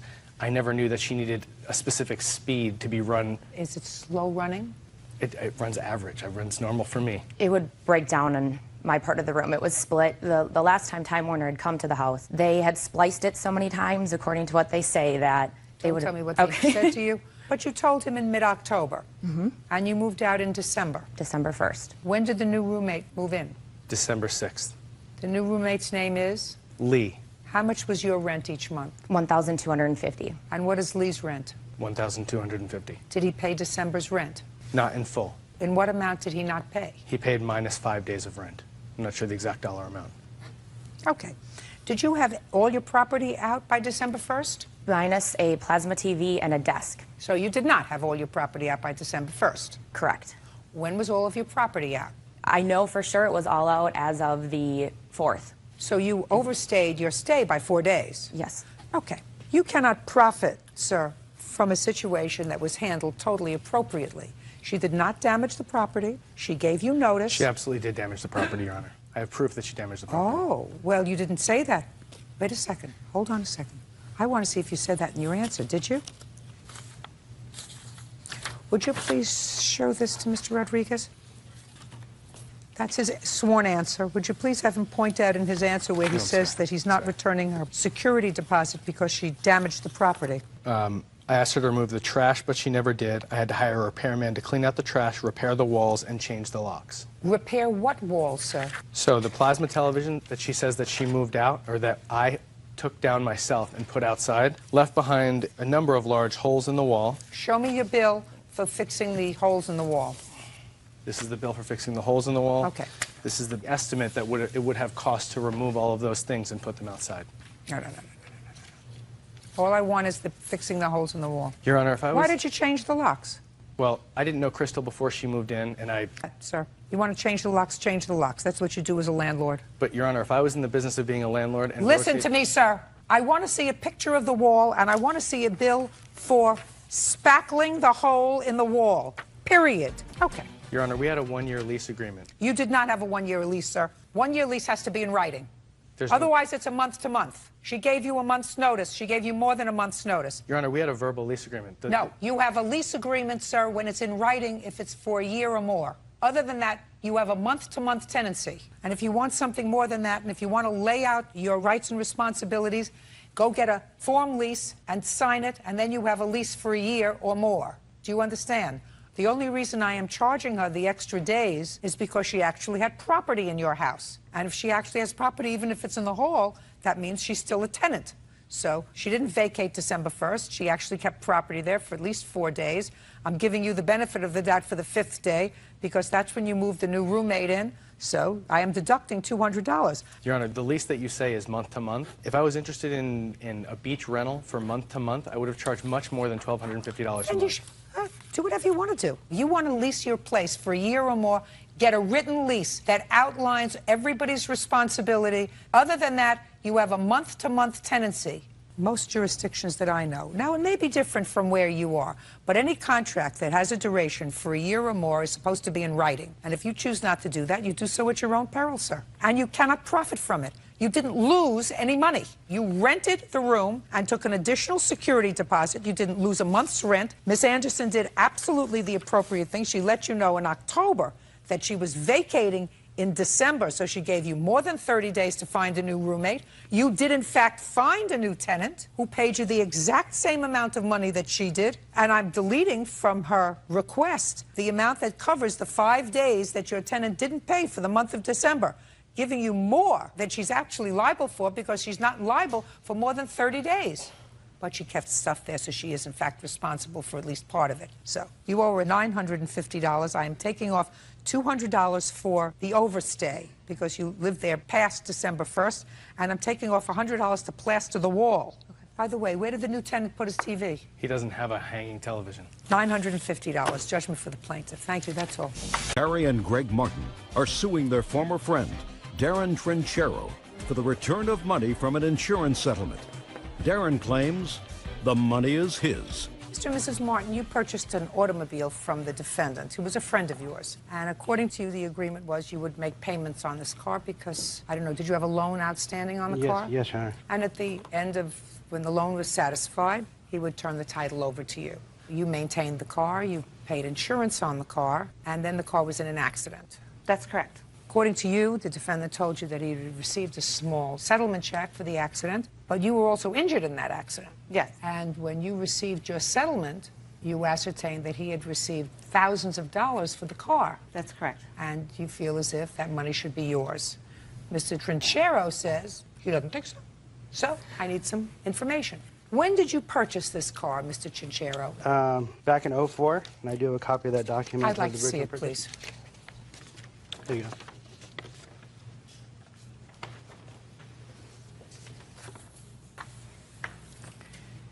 You purchased this car September 14th, 2004. Yes, ma'am. And you paid $6,500. Yes, ma'am. When did you purchase the car from Mr. Trinchero? In March 2005. When in March? March 3rd. So, Mr. Trinchero, you had the car for 5 months. Yes, ma'am.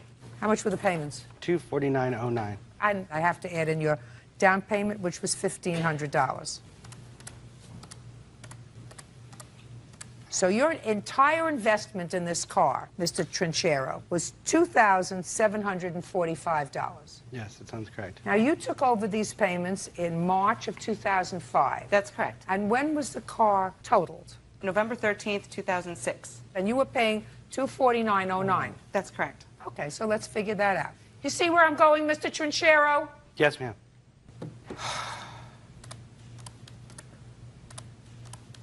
So they invested in the car $5,229. Right. Now, how much of a check did you get for the car, sir, when the car was totaled? The value of the car check was $4,900, which I have a copy of here. Let me see it. There you go.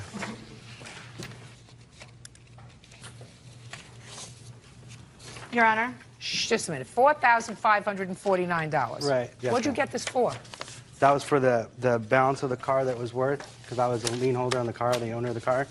Why should you get all this money? Because during the agreement, back on 03 of 04, there were many stipulations to the contract, such as carrying insurance on the vehicle, also notifying me of any address changes that they had or anything. Oh, stop it. You're being a big baby and you're nitpicking, Mr. Trinchero. Mr. Trinchero, let me ask you this question, sir. Yes, ma'am. If they finished paying off the car in 3 months and it hadn't been in an accident, would they have gotten the title? Not if they would not have carried full coverage insurance like our What contract difference said. would it have made? Because I accepted liability Just a for the car. Just a second. Mr. Trinchero, did you pay for the insurance? Yes, I did. I carried it till 2006, which was not part of our Just a agreement. second. You paid for the insurance Right. until when?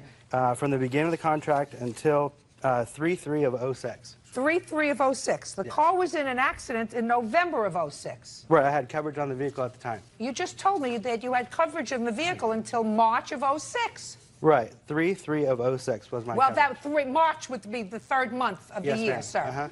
The accident happened in November.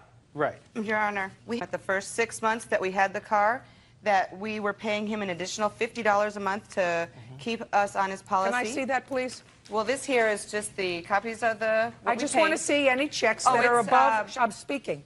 The 249.09. Okay. Your Honor, may I interject something there, please? Listen, Mr. Trinchero, you're a hustler, and you did the wrong thing.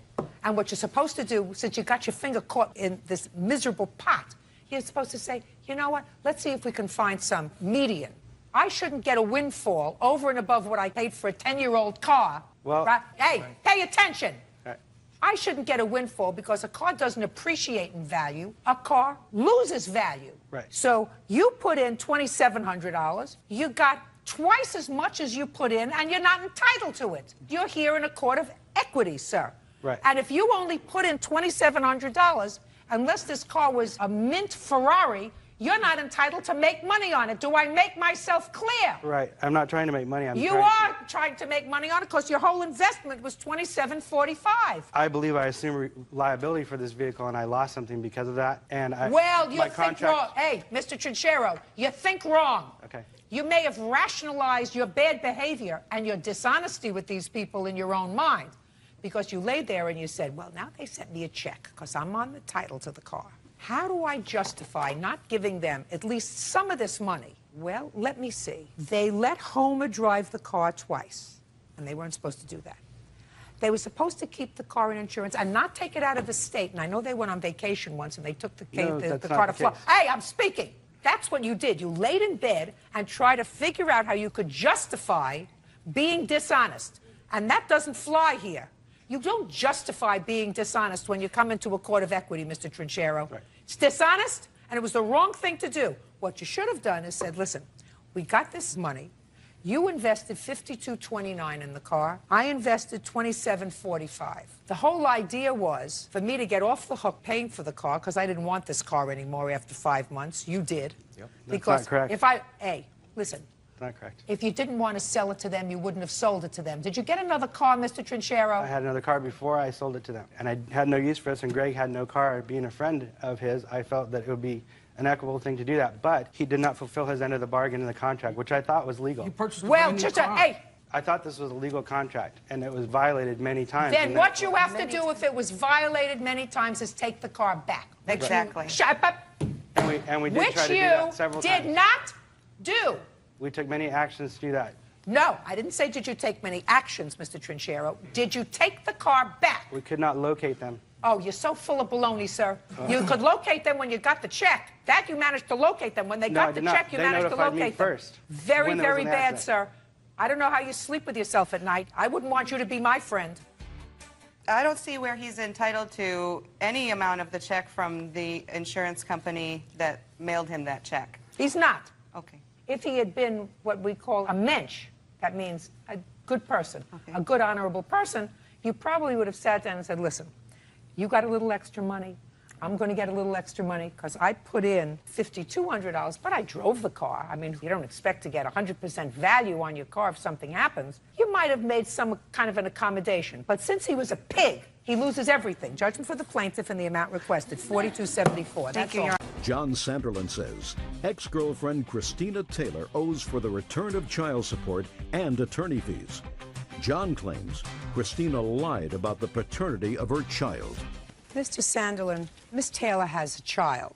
You and Miss Taylor were together for a period of time before the child was born. But it appears now at the time that you met, she was already pregnant by someone else, and the child is not yours. According to you, you didn't know that at the time. Yes, ma'am. And when the child was born, you put your name on the child's birth certificate and obligated yourself to take care of boy or a girl? Girl. Girl.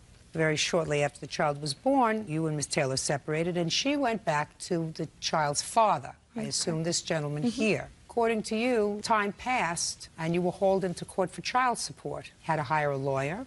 You were already in arrears. They took money out of your salary. Couldn't get that garnishment lifted without a lawyer. So you want Miss Taylor to pay you back for all of your expenses. Yes, ma'am. In addition, even after the order was lifted, 2 additional checks were taken out of your pay. Ms. Taylor received them and cashed them. You want those 2 back. Let's deal with those 2 first. Ms. Taylor, when did you get the last 2 checks? Beginning of October.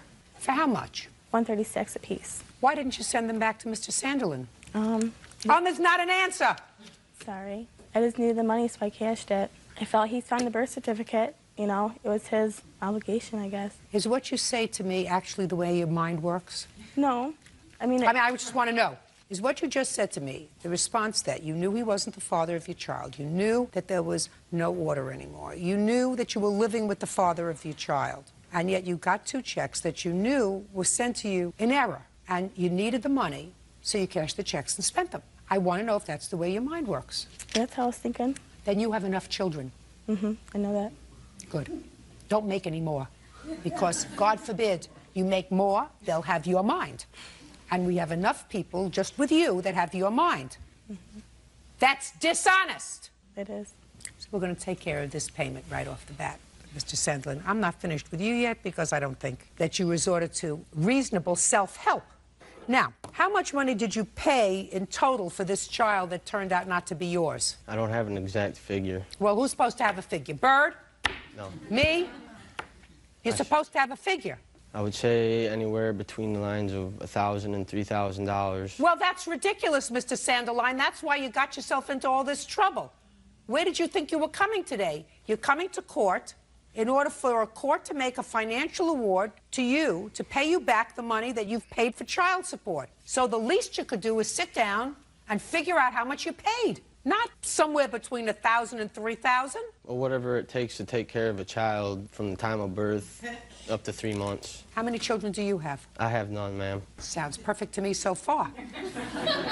Money came out of your check. You had a garnishment on your salary. That's what you told me. $272 between 2 deductions. Is that the total amount that was taken out of your pay? Yes, ma'am. Well, then what are you suing for $3,000 for? For lawyer fees, it would have took a matter of 2 or 3 days in court to have everything cleared up if she had showed up to court. Just a second.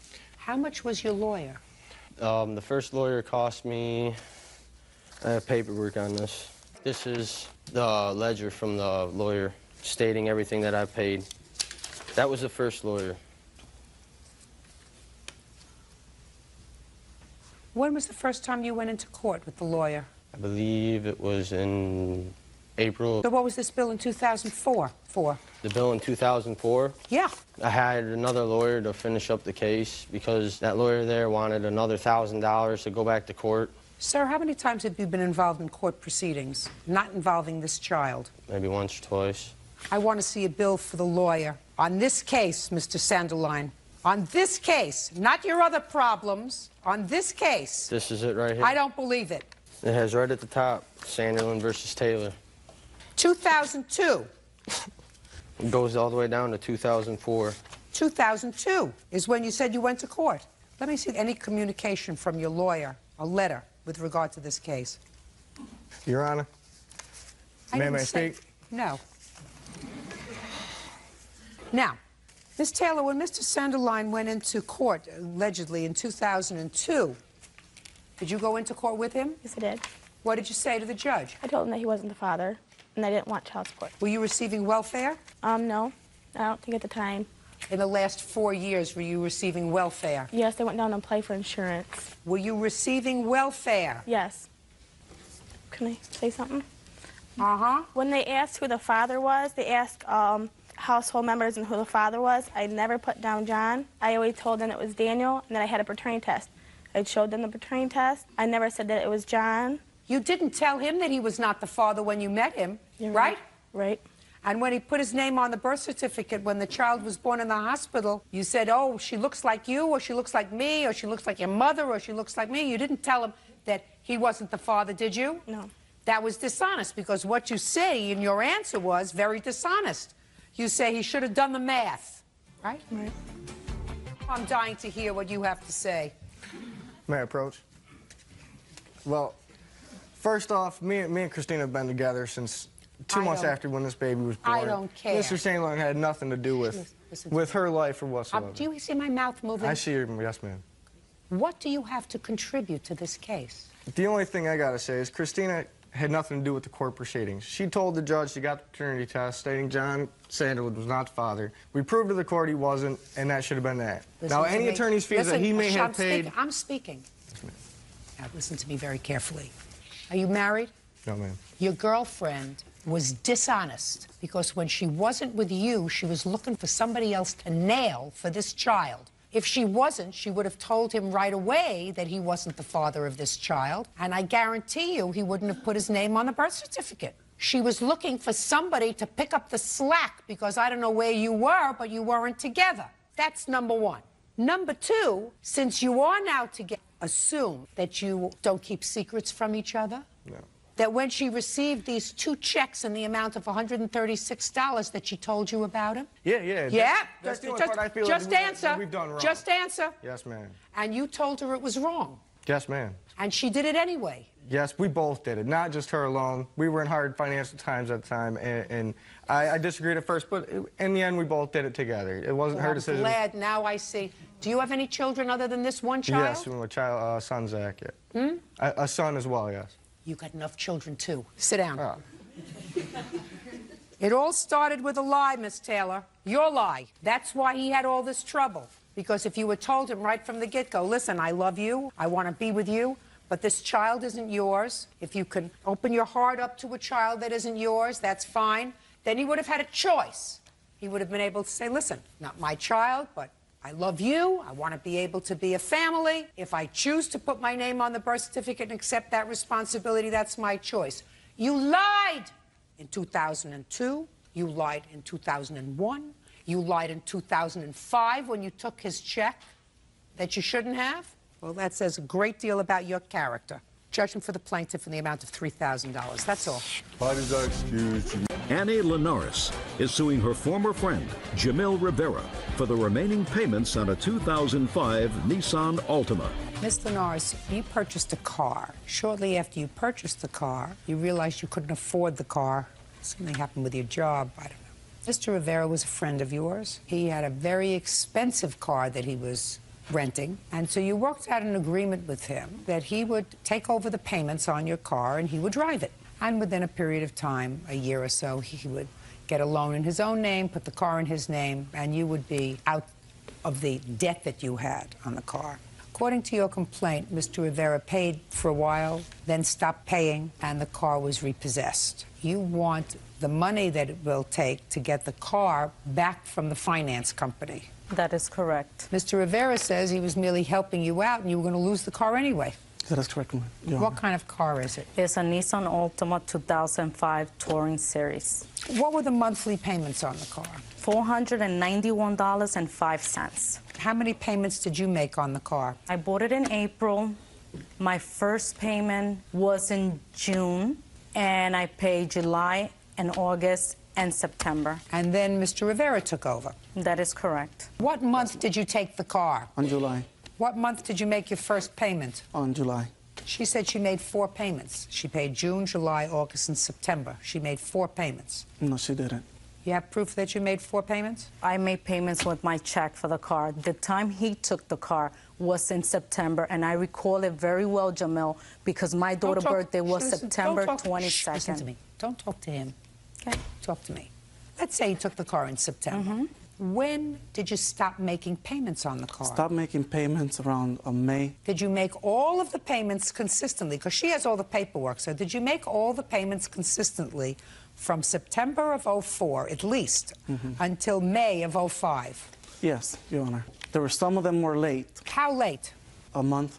Well, that's a lot late. That's not correct, late. Late is a day or 2 or maybe a week. Late is not when you have to double up payments. Correct. You bring me proof that you made those payments? No, I don't have the proofs right now because I was rushed to the airport. What, are you kidding me? If you don't have proof, sir, it doesn't exist. What you do is when you know you're being sued, you gather up all your stuff and you don't go to court until you have it. When were you notified of your court appearance, sir? Approximately 2 weeks ago. So I'm going to repeat again, Mr. Rivera. If you don't have the proof that you paid from September 04 until May of 05, it doesn't exist. When did he stop making payments? The last payment was made on May of '05 for $900.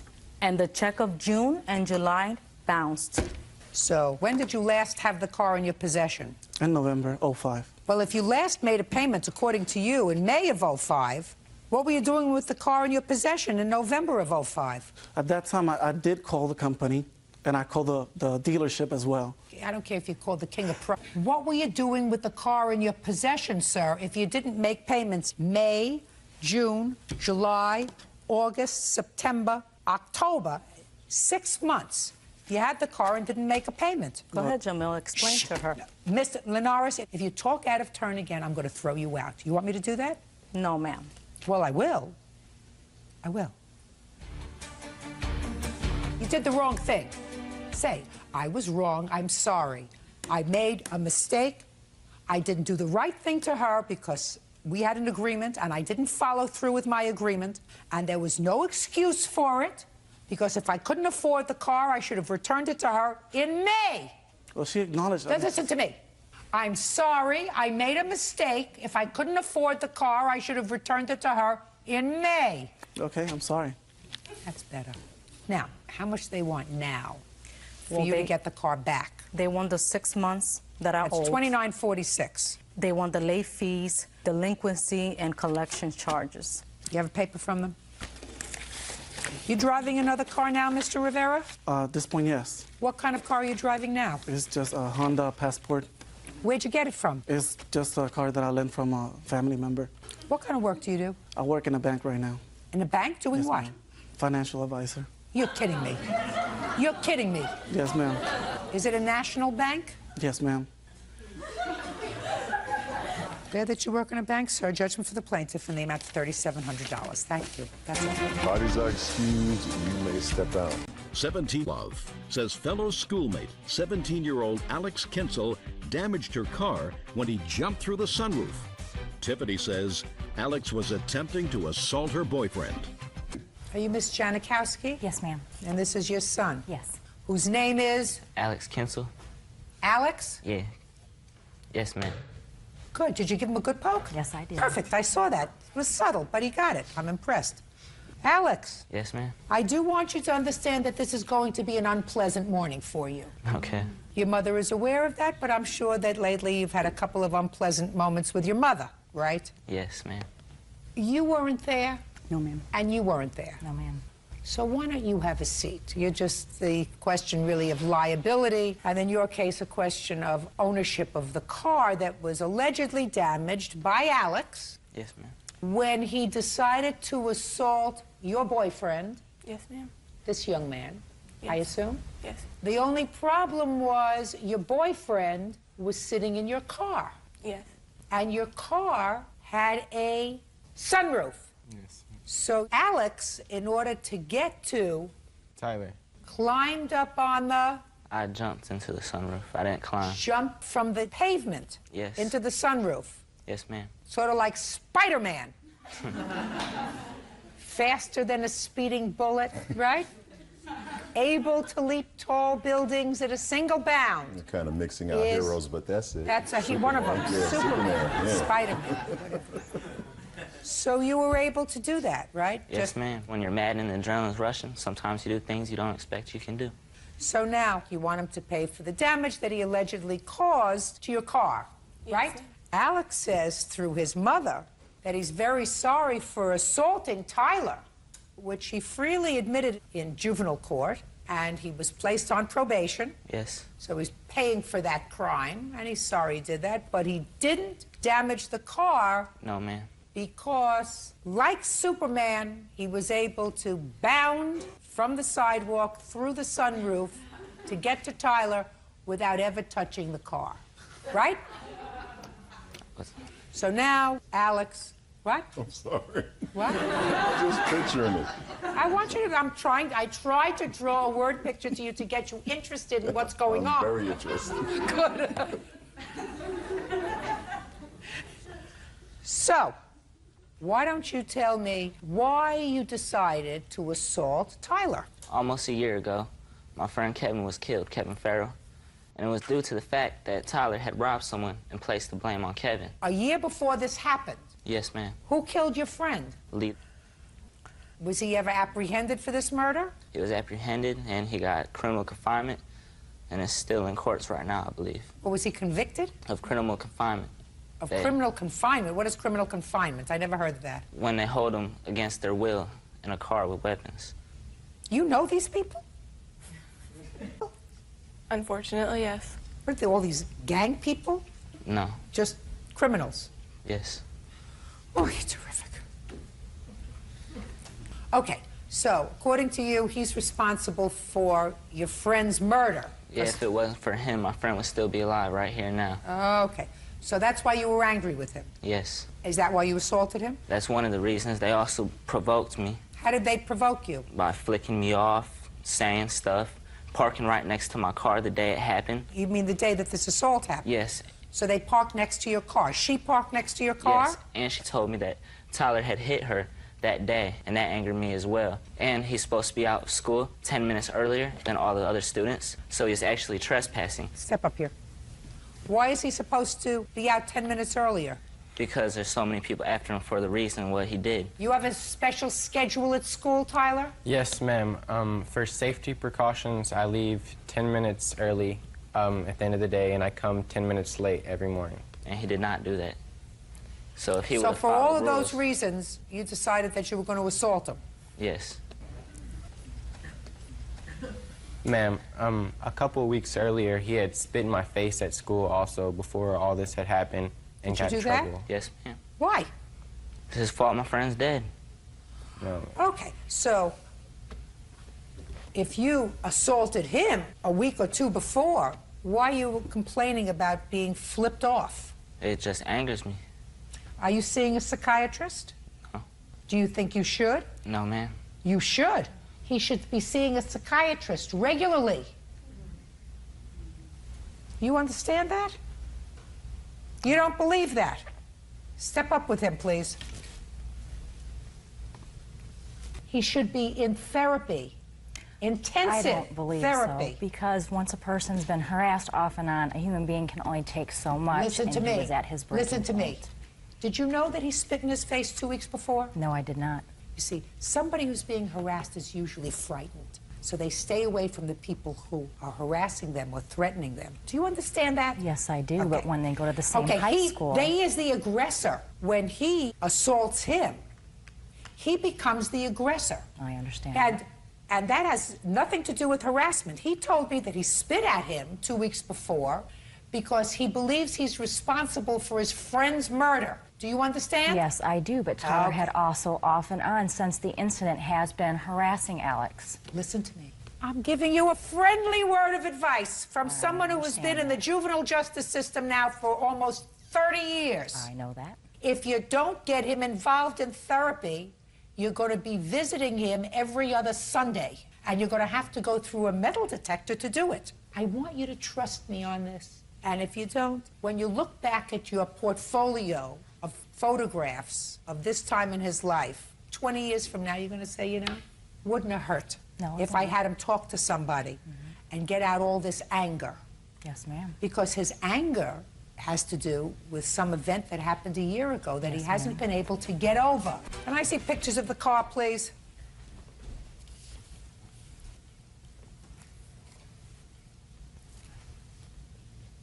I see a lot of damage to this car, Alex.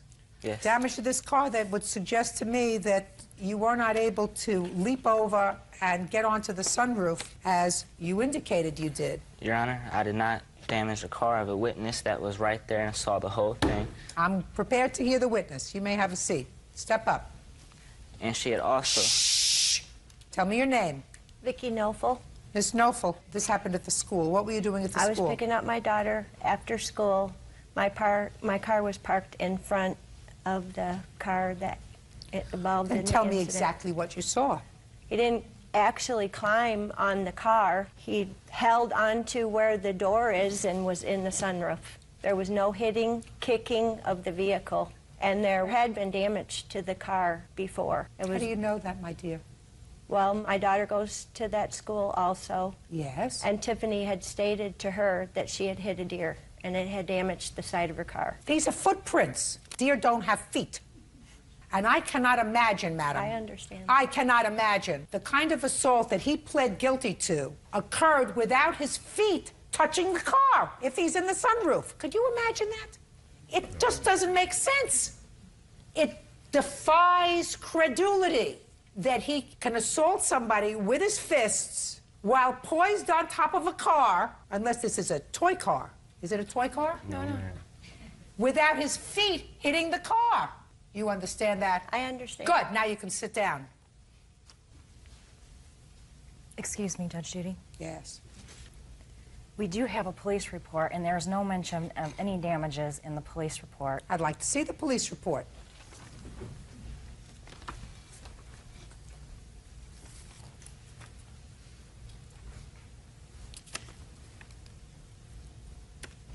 This only has to do with the damage to this young man. Well, I assume that it should have been in there. No, it does refer to another number that you didn't get.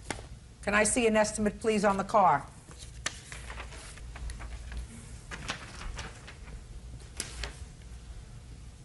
What year car is this? A 97. 97 what? Toyota Avalon. Did you have it fixed? We don't have the money to fix it. Excuse me, Your Honor. Yes.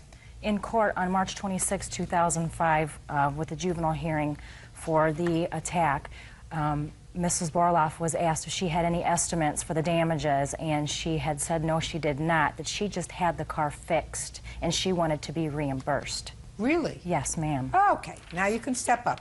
Nope. And she said she had it fixed by Peterson's Garage in Michigan City. Is that right? I mean, that's easy for me to call. She's lying, Judge. No, She I did brought state that that. estimate with me. She did not have that estimate that day in court. Are you telling me now that you did not have the car fixed? No, ma'am. Then why would she state that she did? You have a copy of those minutes?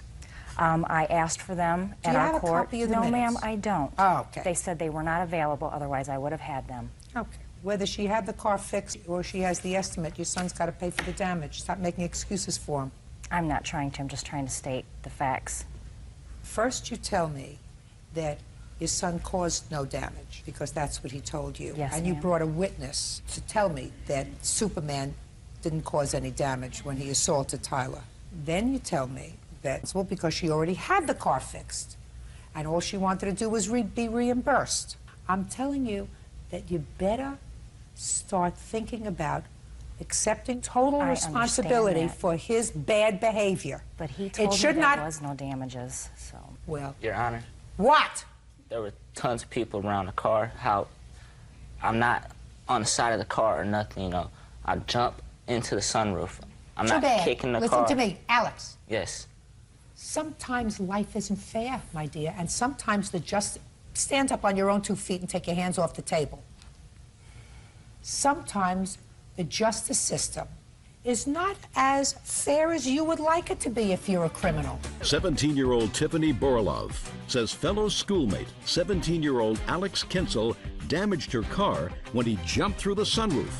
Tiffany says Alex was attempting to assault her boyfriend. When you're a criminal and you commit certain acts of vandalism and you say, well, I did that, but I didn't do that. Of course, they're going to say, listen, I don't have time to figure this out. You jumped up on her car. Common sense suggests that when you jump up on a car and you assault somebody to the extent that you plead guilty to an assault, so it's a serious assault, and according to you, my adrenaline was flowing so that you're able to do things. That's what you told me. So I was able to do things. You never know what your strength is. I don't have to say to myself, well, maybe a deer caused one of these dents, and maybe you caused one of these dents. It's your fault. You're responsible. I can't find the deer. You're it. You got it? Yes, ma'am. Good. Judgment for the plaintiff in the amount of $2,700. That's all. Monica Roth says former friend Justin Judy backed her car into another vehicle. Justin claims it was a drunken Monica who was behind the wheel. Miss Roth, it is your claim that you were at a party, the defendant was at a party. He moved your car, and he did so without asking you, and he dented it. The defendant says that it was you who were drunk, moved your own car, and dented it yourself. That's your defense, is that right? Yes, ma'am. Okay. Was this party at your house? Yes, it was, ma'am. How many people did you have at the party? 20, 25. How old are you? I'm 20, going on 22, 21 right now. Well, hopefully, if I let you, you'll be 22. Right now, you're 21. Is that right? Yes, ma'am. Who do you live with? I live with my witness here and another person. So you have 2 roommates? Yes, ma'am. What kind of work do you do? I'm in construction. What night of the week was this? I think it was a Friday night or, yeah, Friday night. Okay. And did you know Miss Roth before your party? Yes, I did. All right, Miss Roth, were you present when the defendant got into your car? No, I was not. I was inside. Who was? My witness, Tita, was in the car. Tell me your name. Tita Chewin.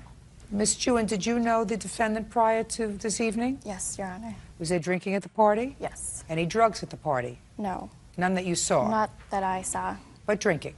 Yes. All right, tell me what happened with the car. We went outside to... Who's we? The 3 of us. We went outside to grab CDs, and it was a summer night, so we had tank tops on and skirts, and we wanted to grab shirts to put over. So we went out to the car. She grabbed her CDs. I grabbed my shirt. I put it on. She went back inside the house, and she left the keys for me. So I was in the passenger seat getting ready to leave, and he claims the truck in front of him needed to be moved. So he hopped in, and I told him, Monica. Okay. He said that the car that you were in had to be moved? Yes. Okay. The car was on accessories, but the engine wasn't on. He started it and... Don't speak! He started it and slammed on the gas without even looking behind him. And before he started the car, I told him, Monica would not want you driving her car. It's brand new. She doesn't even let us drive her car. I've known her since elementary school. We're really close.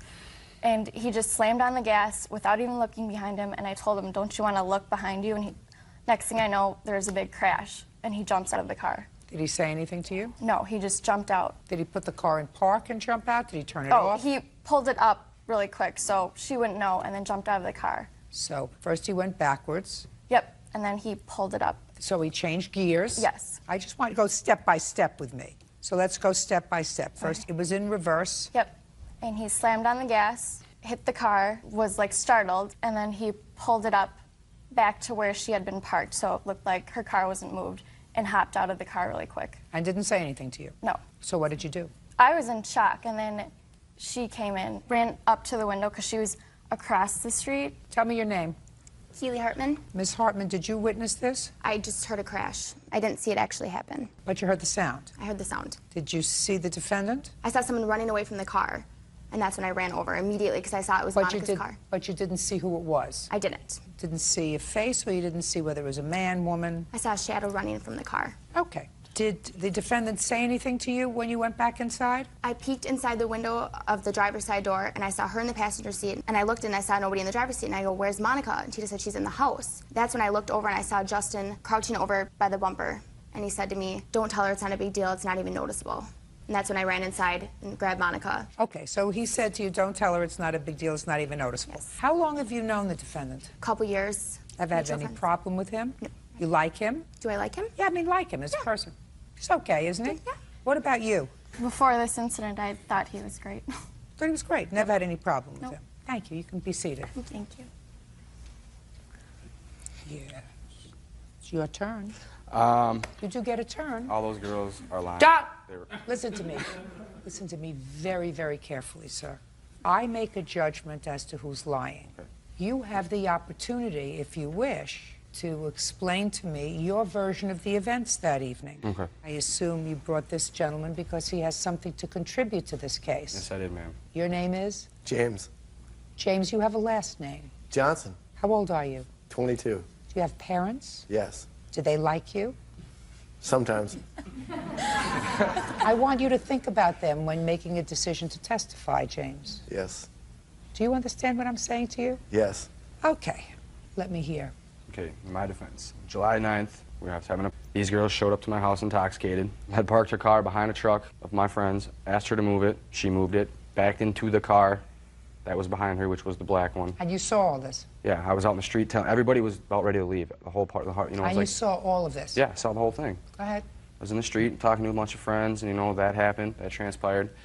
And then she decided to leave belligerently, circle the block, and then come back, screaming, raving, whatever. She was intoxicated and all that stuff. So you had a party at your house. Did you serve alcohol, No, or did the not to people them. bring out? Shh. Did you serve alcohol, or did the people bring alcohol? They brought their own. You just provided the site. Yes, I just presided the area for people to party. But everybody at my house was 21, minus these 3 girls. You mean I just happened to be fortunate enough to pick the 3 girls who were underage at your house? Yes, ma'am. But they were intoxicated before they showed up to my house. You want to speak? Sure. Who do you live with? Justin, Judy, and another roommate. So you live together. And how long have you lived together? For about a year and a half. You know these 3 girls? I know them from being at my house that night. I'd never even known them before. What time did the party start? Between 9 and 10 o'clock. When did you start drinking? Between 9 and 10 o'clock. What were you drinking?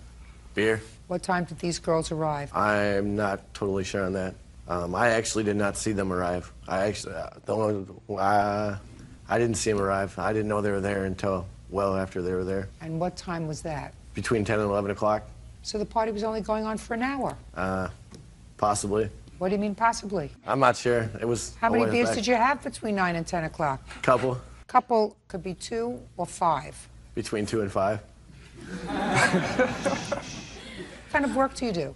Construction. You work for the same place? No. I install windows in residential housing. He seals driveways. Seals them. Doesn't steal them. He seals them. Yes. So now, I want you to tell me what you saw. Okay, I was... No! Sorry. I was at the party, and I was walking out. What time? It was late. I don't know. Give me an idea. Probably between 12 and 1. Okay, so between 12 and 1. So let's say between 9 and 10 you had between 2 and 5 beers. Yes. And I would assume that once you had between 2 and 5, you lost track. Nah, I didn't finish my 12-pack. How much was left over? 2 or 3. So maybe you had 10 beers. Yeah, probably. So now tell me what happened after midnight. Well, after I came outside, I had seen Monica get in the car, back up, and bump into the other car. And it wasn't that big of an accident, so nobody really made a big deal out of it. And I seen her get out of the car, have a little conversation with him, and then I seen her get back in the car and drive away. It didn't happen all that quick, but that's the sum of it. Yes. You may be seated. Thank you.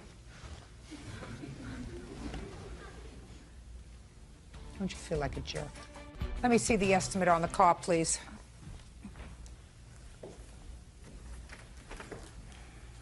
A picture of the car? Yep.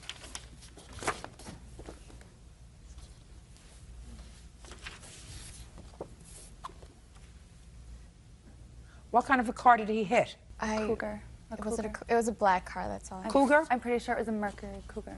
You know who it belonged to? It was this kid, Jeremy, and he didn't even tell him that he hit his car. But did you tell him? He came out, and I think Keely or someone told him. I wasn't.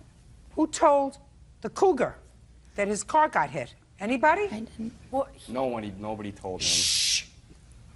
I don't think I didn't tell him.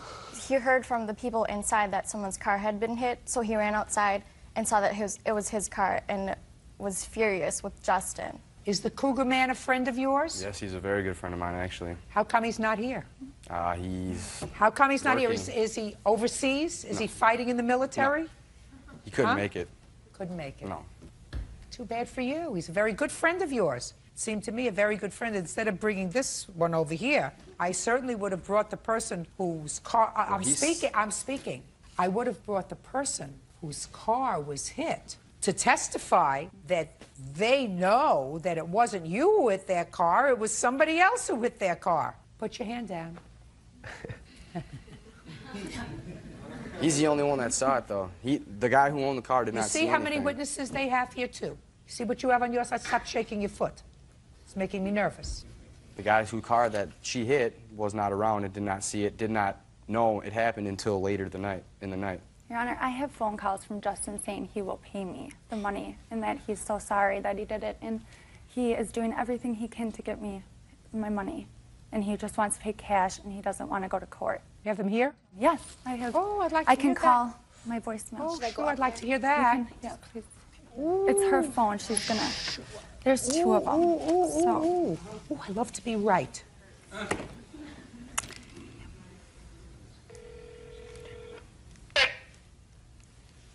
You've pressed an incorrect key. To disconnect, press 1. To record your message, press 2. Sorry you were having trouble. Please try again. It's okay. Can I try one more time? Yes, of course. Thank you. I have all the time in the world. Sorry. Oh, just a sec. Before you do that, before we connect, you want to say anything else to me, Justin? Like what? Like I may have made that I did that to help her out because it was on my property. I'm speaking. Is there anything else that you want to say to me before we try to connect with this phone call? I've said what I've had to say. All right. You've got my defense statement, so I'm sticking with that. That's what it is. Go. First saved message sent Friday, August 20 a.m. Monica, it's Justin. I got your text message. I'm not trying to avoid you. I've been busy working a lot. We're really busy right now. Plus, I have another job. I'm trying to work as much as possible to get you your money.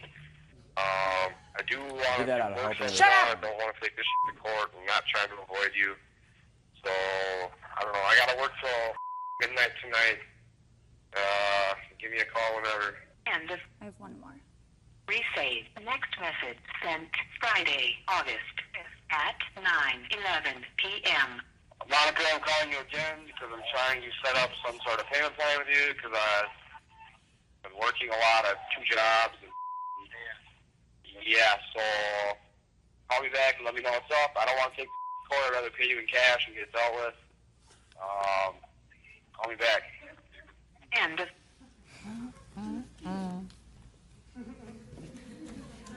Judgment for the plaintiff in the amount of $967.53. That is for the repair on the car, damage to the vehicle. If I could add another couple of thousand to that for just being 2 wise guys, I would. You're an embarrassment, and you're an embarrassment to yourself and your parents. That's all. 22-year-old Catherine Govis is suing the father of her child, 23-year-old Brian Epley, for the value of a computer. Brian claims he supported Catherine the entire time they lived together. Miss Govis, how old are you? I'm 22. Who do you live with? My parents. You have a baby? Yes. How old is the baby? 6 months. How old are you? 23. Who do you live with? My parents. Well, there was a time that you lived together because you have a child together. That didn't last very long, and according to your complaint, he owes you for a computer that you purchased on your credit while you were together. Mr. Epley says that you left the computer when you left him, and you left the computer because he had supported you for 6 months while you were pregnant, and your arrangement was that you were each supposed to contribute to half of the expenses for the house. Yes, ma'am. Oh. Is there any reason why you decided to have this child? We were together for 3 years off and on. Together off and on, Miss Govis suggests to me that when it was off, it was because it wasn't good, right? Yes. Did you think having a baby was going to make it better? No. Your parents, did they have other children? Yes. How old are they? We're all 2 years apart. I have older brothers and sisters. So all of a sudden, your mother's taking care of a baby again? Yep. Terrific. And you don't even live in the same state. No, ma'am. Do your parents see their grandchild? No. I'm just suggesting to you that you just think about things before you do them. Like buying an expensive piece of equipment on credit. Now, you want to tell me how that came about? He was going to school and working at the same time, and he was working nights, so for him to wake up and go to the library to use a computer and all that, it was too difficult and too time-consuming, so he asked me to get him a computer on my play credit. with your nails. Sorry. He asked me to get him a computer on my account because he has bad credit. My parents paid for his bankruptcy, which was a couple months prior. He got that all settled, and then in February of the next year, I got him the computer. And 3 weeks later, we broke up. Were you pregnant when they paid for his bankruptcy? No. Your Honor, they didn't pay for my bankruptcy. It was $600 for me to file bankruptcy. I only had $400 of it at the time, $100 that I didn't have to go ahead and file for it. Did you pay him back? Yes, ma'am. No, he did not. My father would not take the money from him. But you offered I it. offered the money. Oh, that's fine. So, you put it on your credit card. When you left, what was the discussion about the computer? That he would have it paid off by August before the finance charges started coming in. Oh, so you bought it for 6 months free Yes. financing. And you did discuss it when you left? Yes. Tell me about the discussion. He said that he would have it paid off by August before the finance charges because he didn't want to pay any extra money on it. He told me to go ahead and send in for the $100 rebate and send that in towards the computer, but I never got the $100 rebate back from it. Did you send in for it? Yes. I don't know if I put the old address and it just didn't come within the time frame of my change of address or what. A detail. Yeah. Okay, Mr. Repley. Let me hear. Okay, we moved in together on January 1st of 2005. I moved her down there from Illinois. That's whenever we got together, and I told her at that point in time, you know, I wasn't in a hurry for her to get a job, but I would appreciate the help. We lived there for 4 months, and then we moved into a more expensive place, and I told her I needed her help at that time. We agreed she would pay half the bills and half the rent to help me out, as well as I was going to school full-time and working full-time. So whenever she left, she said, okay. No. Okay, needed help. And when you told her you needed help and she agreed to pay for half of the expenses, sir, in what month was that? That was in February of '05. And in what month did she become pregnant? I believe it was September, October. August. Between February of '05 and August of '05, did she work? For about a month, Your Honor. Did you work? I worked for about 3 months. Who did you work for? I worked for temp service. What'd you do with your money? Gave it to him. You contributed your money to the household. No, ma'am. And we got a car together, and I paid for the car payment, the gas, Whatever. and She wasn't insurance. spending the money on drugs. No. So she was contributing what she could to the household. And in August, you became pregnant. Yes. So you stopped working? No. I was working up until November. So you stopped working and you didn't contribute anymore? No. All right, now you tell me, sir, about the conversation you had about the computer when she left. Whenever she left, her family came to Indiana to help her pack up to move back. And she said, you know, she only worked for a total of, it might have been 2 I or don't 3. care. I don't care, sir. That's irrelevant to me. But she owed me for the half of the rent for all the She months doesn't that owe she you for didn't anything. work. I just want to know what she said. She said, you can have the computer for the money that I owe you for all the expenses that you've paid to take care of me during this time. You mean you never had the conversation with her, I'll pay you for this computer by August? At the point whenever we broke up, I talked to her a couple months, like No, a month no, later. look at We me. were talking. I asked you a question. That requires a simple answer. Did you ever have a discussion with her that the computer would be paid for by August? Yes, ma'am. Why did you decide not to do that? Because I felt that I did not owe her anything, Your Honor. Well, feel. That's what we're talking about. So you see, you did have the discussion. Yes, ma'am. How much does he owe you for the computer? After everything, it is now $1,750.79. So, Mr. Repley, this is the situation. If you move in with somebody and things don't work out, that's one thing. She moves on, you move on. Takes two to tango, it takes two to make a baby. Takes two to have a problem if they don't want to have a baby. I believe her that she worked on and off, not consistently, not like you did. Maybe that was a good indication that you didn't want to get involved with somebody who was not keeping up their half of the bargain, right? Yes, ma'am. Then what you don't do is have a baby with her. And there are things that you can do in order not to do that, right? Yes, ma'am. You owe us $1,750. You still have the computer? No, ma'am. Why not? I sold it. Why? Because I did a change of jobs and I was hurting on money, so I had to sell the computer. Well, this is going to hurt even more. So now you don't have the computer, you have to pay for it. Yes, ma'am. $1,750. That's all. Step back. Marcus Mahaffey says his estranged mother-in-law, Patricia Strawn, owes for burning his work uniforms. Patricia claims Marcus is making up a story. Mr. Mahaffey, the defendant is your mother-in-law. You are currently separated from your wife. I assume this is your wife. Yes. And you have one child together. Yes, ma'am. I gather from your complaint that you, your wife, and your baby were living with Miss Strawn in her home. Yes, ma'am. And then there was some altercation involving you and your wife and your baby. You claimed that you left, and after you left, Miss Strawn burned your clothes. Yes. Miss Strawn says she did not burn your clothes, she put them out on the curb. Is that right? Yes, ma'am. When did your daughter and her husband live with you? From when to when? They're going to be married 2 years in September. Pretty much the whole time they've been with us. And when did you leave? May 23rd on a Monday. Tell me what happened. I had my mother pick me up from work. Did she always pick you up from work? No, ma'am. Why did she pick you up on the 23rd of May? I had no ride at the time. Okay, she picked you up from work and dropped you off at your house? My house was at her house at Right. the time. I got there, and I asked my mother if she wanted to see our son, Ethan, and I told her to wait 1 minute. I went up to the front porch after arriving at the house. Why did you tell her to wait? Don't they get along? To some extent. There's been some problems, arguments. There'd be no reason why she couldn't have came in. Okay, go ahead. I went up to the front porch, and what I saw was Ashley and a couple of her friends smoking marijuana on the front porch, and my son was running around in the middle of them. Where was your mother-in-law? She was at work at the time.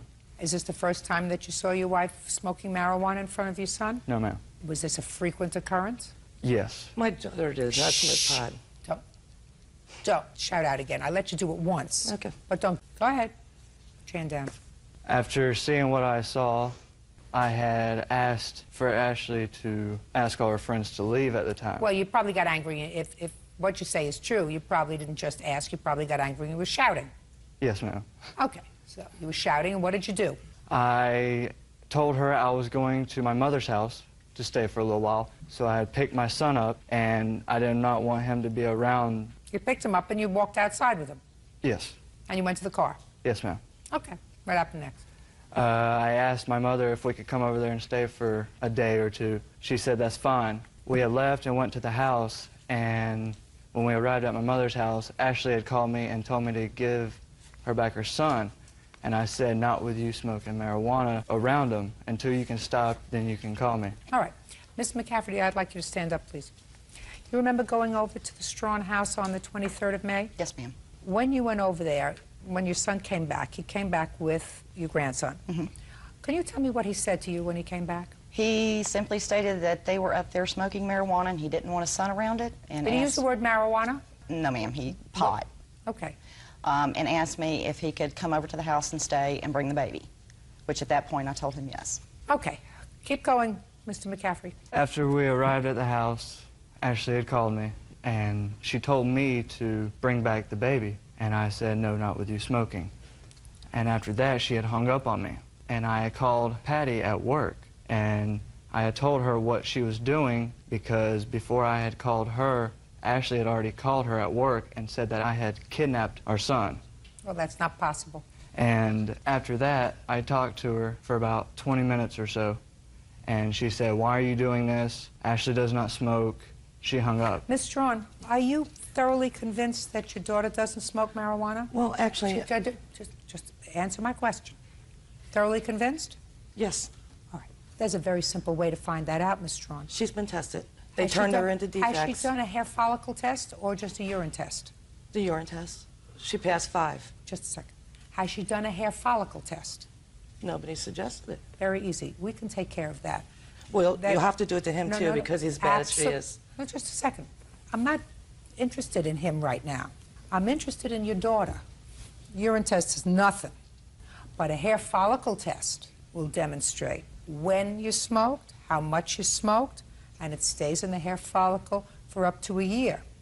So you understand that if I order a hair follicle test, if your daughter consents, the results of that test can be sent to any domestic relations court when there is an issue of custody and or visitation. You understand that? Yes, I do. Now go and discuss with your daughter whether she's prepared for us to take a sample of her hair and send it to our laboratory. Go ahead. Like go I ask said, her. ma'am, if you go, do it to him, no, too. just, he's not an issue. Good. Yeah. Fine, we'll do that. At the conclusion of the hearing, we'll do that. Well, what does that have to do with what the case is about, ma'am? Well, it has a great deal to do with the case, madam, because what you're saying is that your daughter doesn't smoke marijuana, therefore the story that he just told me about going up to the porch and seeing her is a lie. That's what you're telling me. Yes, ma'am. And I'm saying, well, there's a very easy way to figure that out. It has nothing to do with whether he smokes marijuana or not. It's whether your daughter did, and you are committed to the fact that she does not. Right. You want to smoke dope, that's your business, but don't smoke dope in front of your child. I don't, ma'am. Or be around friends who do. We weren't smoking pot, ma'am. What were you doing? Sitting there talking, and he took the baby without a car seat and left. And then at 6 o'clock in the morning, told me to come. He smokes crack, too. Just a second. Smokes marijuana? And you never... Stand up. Stand up. And what you're telling me is you never did it with him? Yes, ma'am, I will admit to that. All right. That's all I'm asking you, my dear. So your mother is mistaken. Is that right? Yes, ma'am. She has been. That's all I wanted to know. That's it. That's the issue. Now you can sit down. You got it. Your daughter does smoke marijuana. She didn't tell you, but she smoked it with her husband. She says he smokes other things too. I didn't ask her about the other things, but she clearly smokes marijuana. Now we understand each other, Miss Strawn? Oh. Now, let's get back to your burned clothing. Go, and get there fast, because I have other things to do today. We arrived at the house after her calling me, and I talked to Patty. So you brought the baby back. Keep Yes, going. ma'am. And that night, when I was talking to Ashley, I heard Patty in the background asking for marshmallows. I asked why they want marshmallows. Did they have a fire going? Ashley said, yes, they're burning your clothes. They want to roast marshmallows over your clothes. And I did not believe her. So the next day, on the 24th, I went over there to see for myself. Patty was not there. Ashley refused to show me any clothes. I just happened to walk down the driveway, and I smelled something burnt, a distinctive Is that smell. burnt clothes? Yes, ma'am. Okay. You want to show me one piece of the burnt clothing? I don't have to see the whole thing.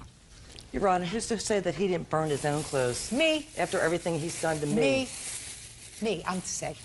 Okay. I'm to say. Because I read your answer. Got it. Okay, you can put it away.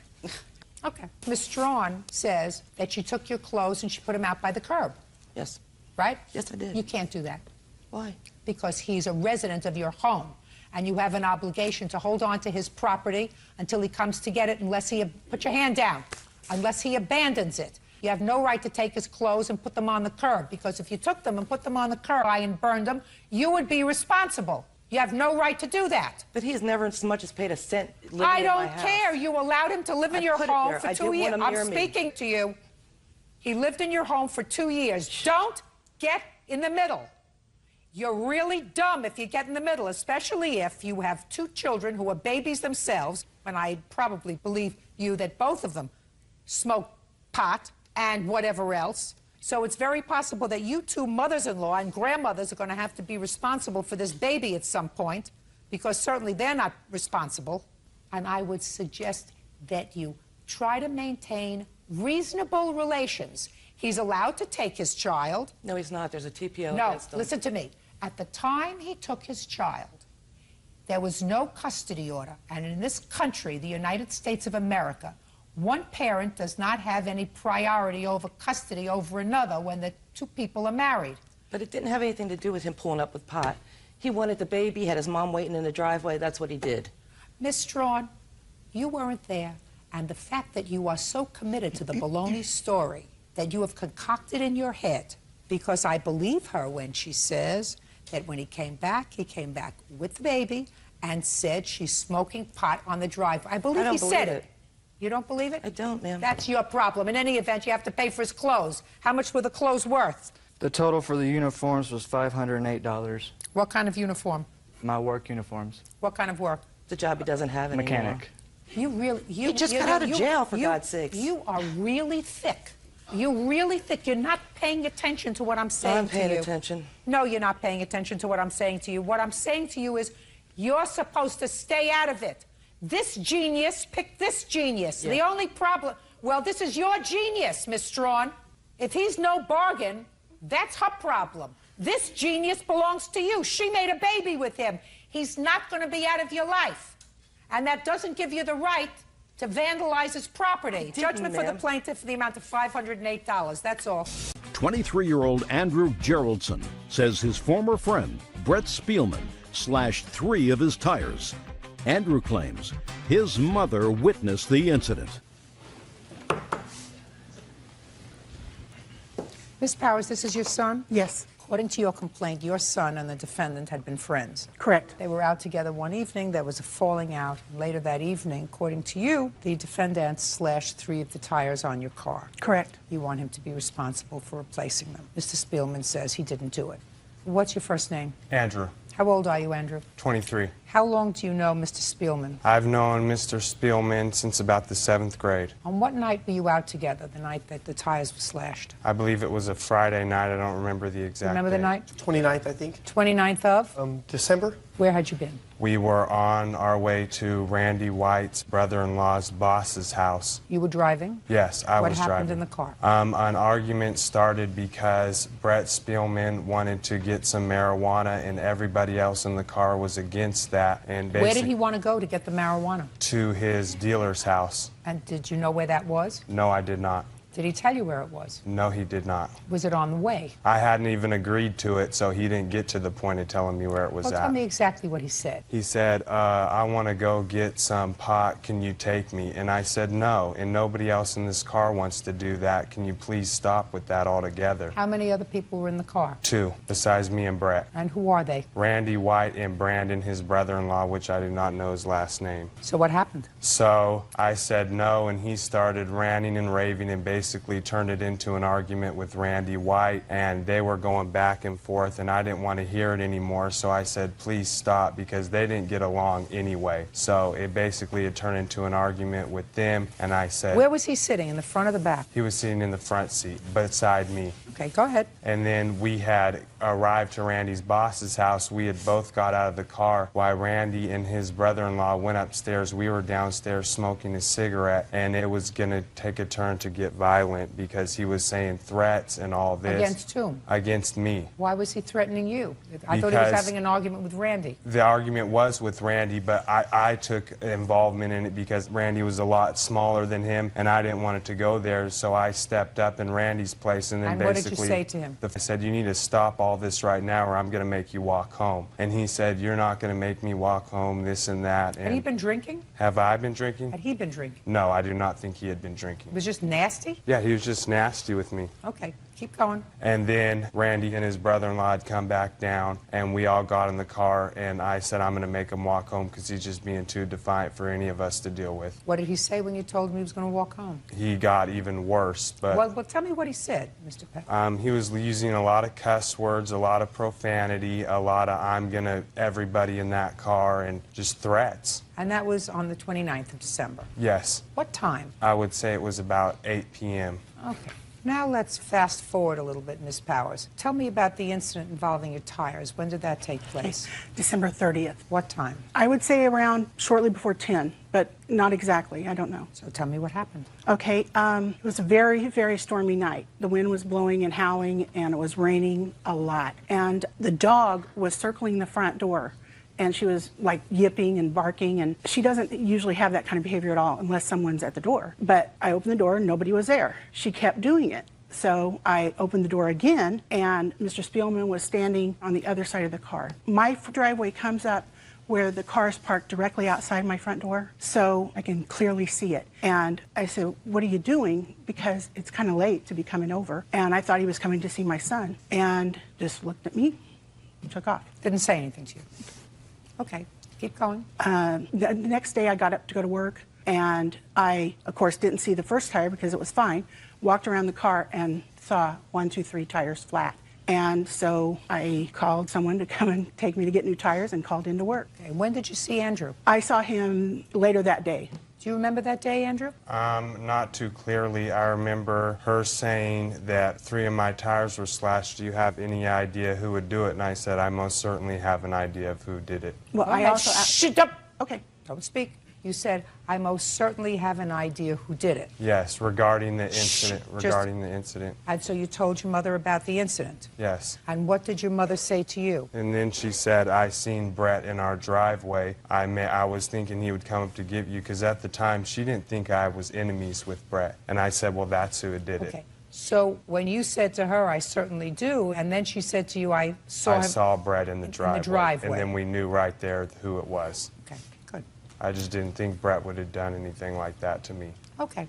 Go ahead, Mr. Spielman. Now I'm listening to you. The statement's completely false. Listen to me. Let's get to the car on the 29th of December. Okay, cool. We were in the car. Look at me. Don't look over there. You're in the car. We are in the car. We do have a conflicting argument about something. Okay, marijuana. I do what I do when my time away from you. Let's go slowly. You're in the car and you have an argument. You have an argument about what? I really cannot even remember. Honestly, don't remember. You just told me it was about marijuana. If it was about marijuana, I'm saying I'm not denying that, because I do smoke marijuana on my pastime from time to time. So that if Andrew says that the argument was about stopping to buy marijuana, that would be It could accurate. have been, but it couldn't have been. Well, if you don't remember, sir, then I have to credit Andrew's account of the evening of the 29th, because that would seem to be something that you would remember. Where do you live? Sacramento. And how far did you have to walk home? I didn't walk home. See, that's where the story changes. He ended up giving me a ride home. Did you ultimately give him a No, ride I home? did not give him a ride home, Your Honor. Okay. Did he threaten to leave you stranded? Yes, he did, but it was raining pretty bad outside, so I kind of negotiated my way to get a ride home. What do you mean you kind of negotiated? Well, I your said way to it's drive? kind of raining out and I don't have a coat, and it would keep kind of messed up if I had to walk home. Family for a very long time. Very How old long are you time. now? 21 years old. Currently on probation? Juvenile, almost off. I'm going National Guard. So the answer is yes, you're currently on probation. Mm-hmm. How long have you been on probation? Since I was like 17. Keep going. Okay. Are we still on the 29th or are we going the 30th? No, I'm past the 29th. I credit Mr. Geraldson's account of what happened on the 29th, sir. I believe he told me the truth. I believe you had an argument starting with Randy, ending up with Andrew about your desire to stop at the person who supplies you with marijuana, to get some marijuana, and they didn't want to do it. Though. I'm speaking. And they didn't want to do it, and you became aggressive, and that's what the argument was about. So since you don't remember something that I probably would remember, but something that clearly you don't remember. It was a year ago. Well, I would remember, sir, a falling out that I had with a child. He wasn't a very good friend. He always Why don't you bickered. let me finish my statement, sir? Listen to the statement that I'm going to say to you. If you tell the truth, you don't have to have a good memory. Do you know what that means, Mr. Spielman? Honestly, I do. Tell me what it means. It means if I know what happened, I don't have to remember. Look for the answer. Right. That's what it means. So you're telling me it was over a year ago? Over a year ago. I'm speaking. And therefore you can't quite remember everything that happened that evening. Is that right? Yes, that's right. So if you don't remember what happened on the evening of the 29th, which clearly, you know, you're in a car with people, there's a big argument, it's raining very badly, you have to negotiate your way back to the car in order to get a ride home. These are all little smatterings of things that you remember, right? Little smatterings of things that you remember. Yeah. You don't remember all of it, but you remember little pieces of it. Most of it. You remember most of it. So the argument was about marijuana. Yes, it was. I feel Perfect. so. Now that your memory has been refreshed, why don't you tell me about the 30th? The 30th? Look at me. The 30th? Well, my mom can vouch that I was with her. I don't ask your mom to vouch for anything, sir. I'm Okay. asking you. On the 30th, I was at my residence from 6 o'clock in the night, and I fell asleep on my couch with my entire family with a movie night. The night before New Year's Eve, my mom volunteers at a local social club she's involved in on New Year's Eve, so we always are together on most holidays and that night usually. Well, just a minute. I don't understand something. Does your mother volunteer her time? I'm speaking! Well, you are. Does your mother volunteer her time at a social club, sir, so that she's not home on the 30th, so the rest of your family gets together? Is that what you're just telling me? No, the night before we all stay together because we're going to be separated on New Year's Eve. So is what you're telling me, sir, that you were together with your mother and the rest of your family? Yes, I am. And if I were to ask you, you would tell me that your son was home with you? Yes, ma'am. That would be unfortunate. That would be unfortunate. I'm sorry. I have a couple of questions for you. What does he do for a living? He's going to the National Guard. He's been working. So the answer is he doesn't do anything. He's not working currently, no. And he's not going to school? No. And how long have you permitted that circumstance? He's only not worked a few months. He's going... A few months is a very long time, filled in on probation. What did he do before a couple of months ago? Who did he work for? A company called Prologics. What kind of work did he do? Warehouse work. And why did he leave that job? They merged with another company and downsized. So he got fired? Laid off. How many Taxpayer. children? Did I ask you a question? No, you didn't, but it's just making me sound worse than I am, you know? Be fair, too. I don't mind being fair, sir, when people tell me the truth. I'm honestly telling you the truth. Oh, no, you're not. The sweat on your brow tells me you're not. I'm on TV. Did you see sweat there? Look. You see sweat there? No. There. Look at your mother. Is she sweating? You know why she's not sweating? Because I didn't ask her what happened on the 30th. That's why she's not sweating. If I asked her what happened on the 30th, I guarantee you she'd be, when I got finished with her, she'd be sweating. How much were the tires? Our tires were popped, too. I'm not asking you a question. I have the invoice here. Can I see it, please? Excuse me, Judge. Yes. May I submit my receipt for towing? Absolutely. I'd like to see it, please.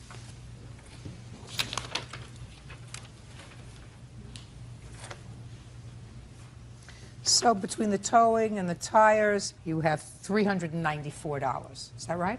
Roughly, yes. Judgment for the plaintiff in the amount of $394. That's all. Parties are excused. You may step out. Thank you. You're lucky your probation wasn't violated. Felicia Hammond is suing her neighbor, 22-year-old Ashley Francis, for damage to her car. Felicia says Ashley's son, 7-year-old Derek, scratched her bumper when he crashed his bike. Miss Hammond, how long have you and Miss Francis been neighbors? Approximately a year. You have children? No. Who do you live with? Myself. How many children do you have? One. Derek. Cute. It is your claim, Miss Hammond, that this adorable little boy fell off his bike and scratched the bumper of your car. Yes. You want his mother to pay for that scratch. Yes. Can I see the picture of the scratch? Yes.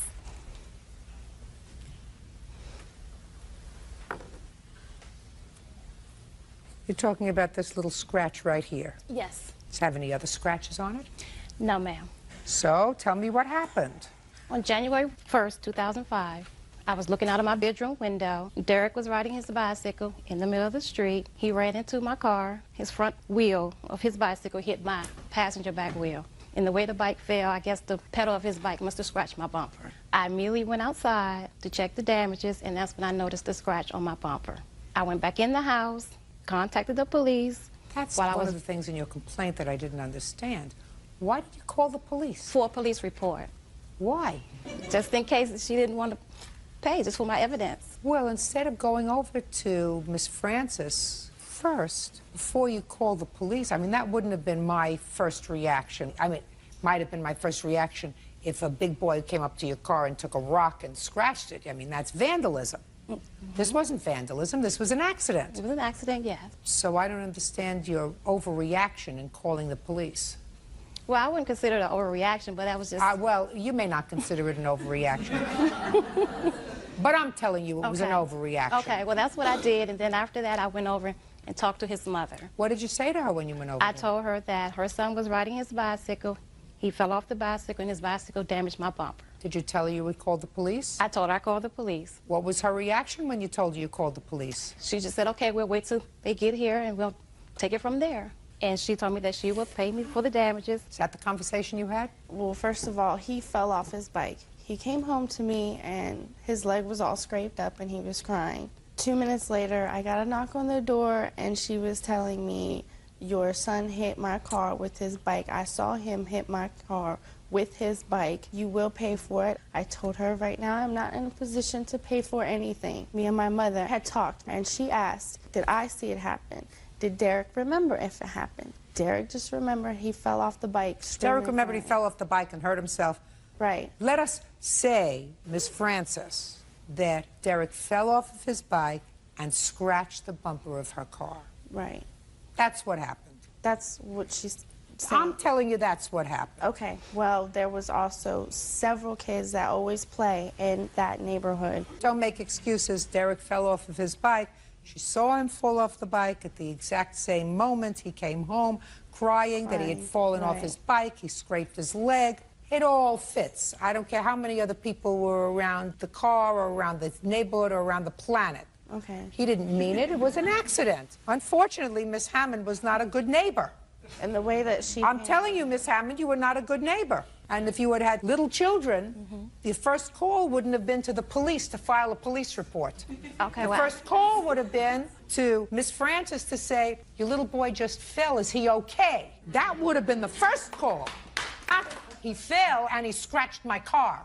Do you get it? I get it, but I didn't know that he had damaged his leg. Yes. Just a second, of course. Well, that's the question you ask. Well, he got that... I want quiet. The question that you ask is, I saw Derek fall off his bike. Is he okay? Well, when he fell, he got back on the bike and he rode off. So he wasn't an extremist, which means he's okay. He was, yeah. As it happened, he hurt himself. Scratched leg, scratched bumper.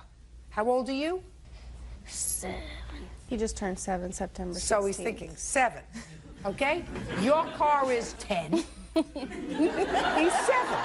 Yes. Scratched leg, scratched bumper. You got it? Yes. All right. You have an estimate for Yes, the damage? ma'am. I'd like to take a look at it.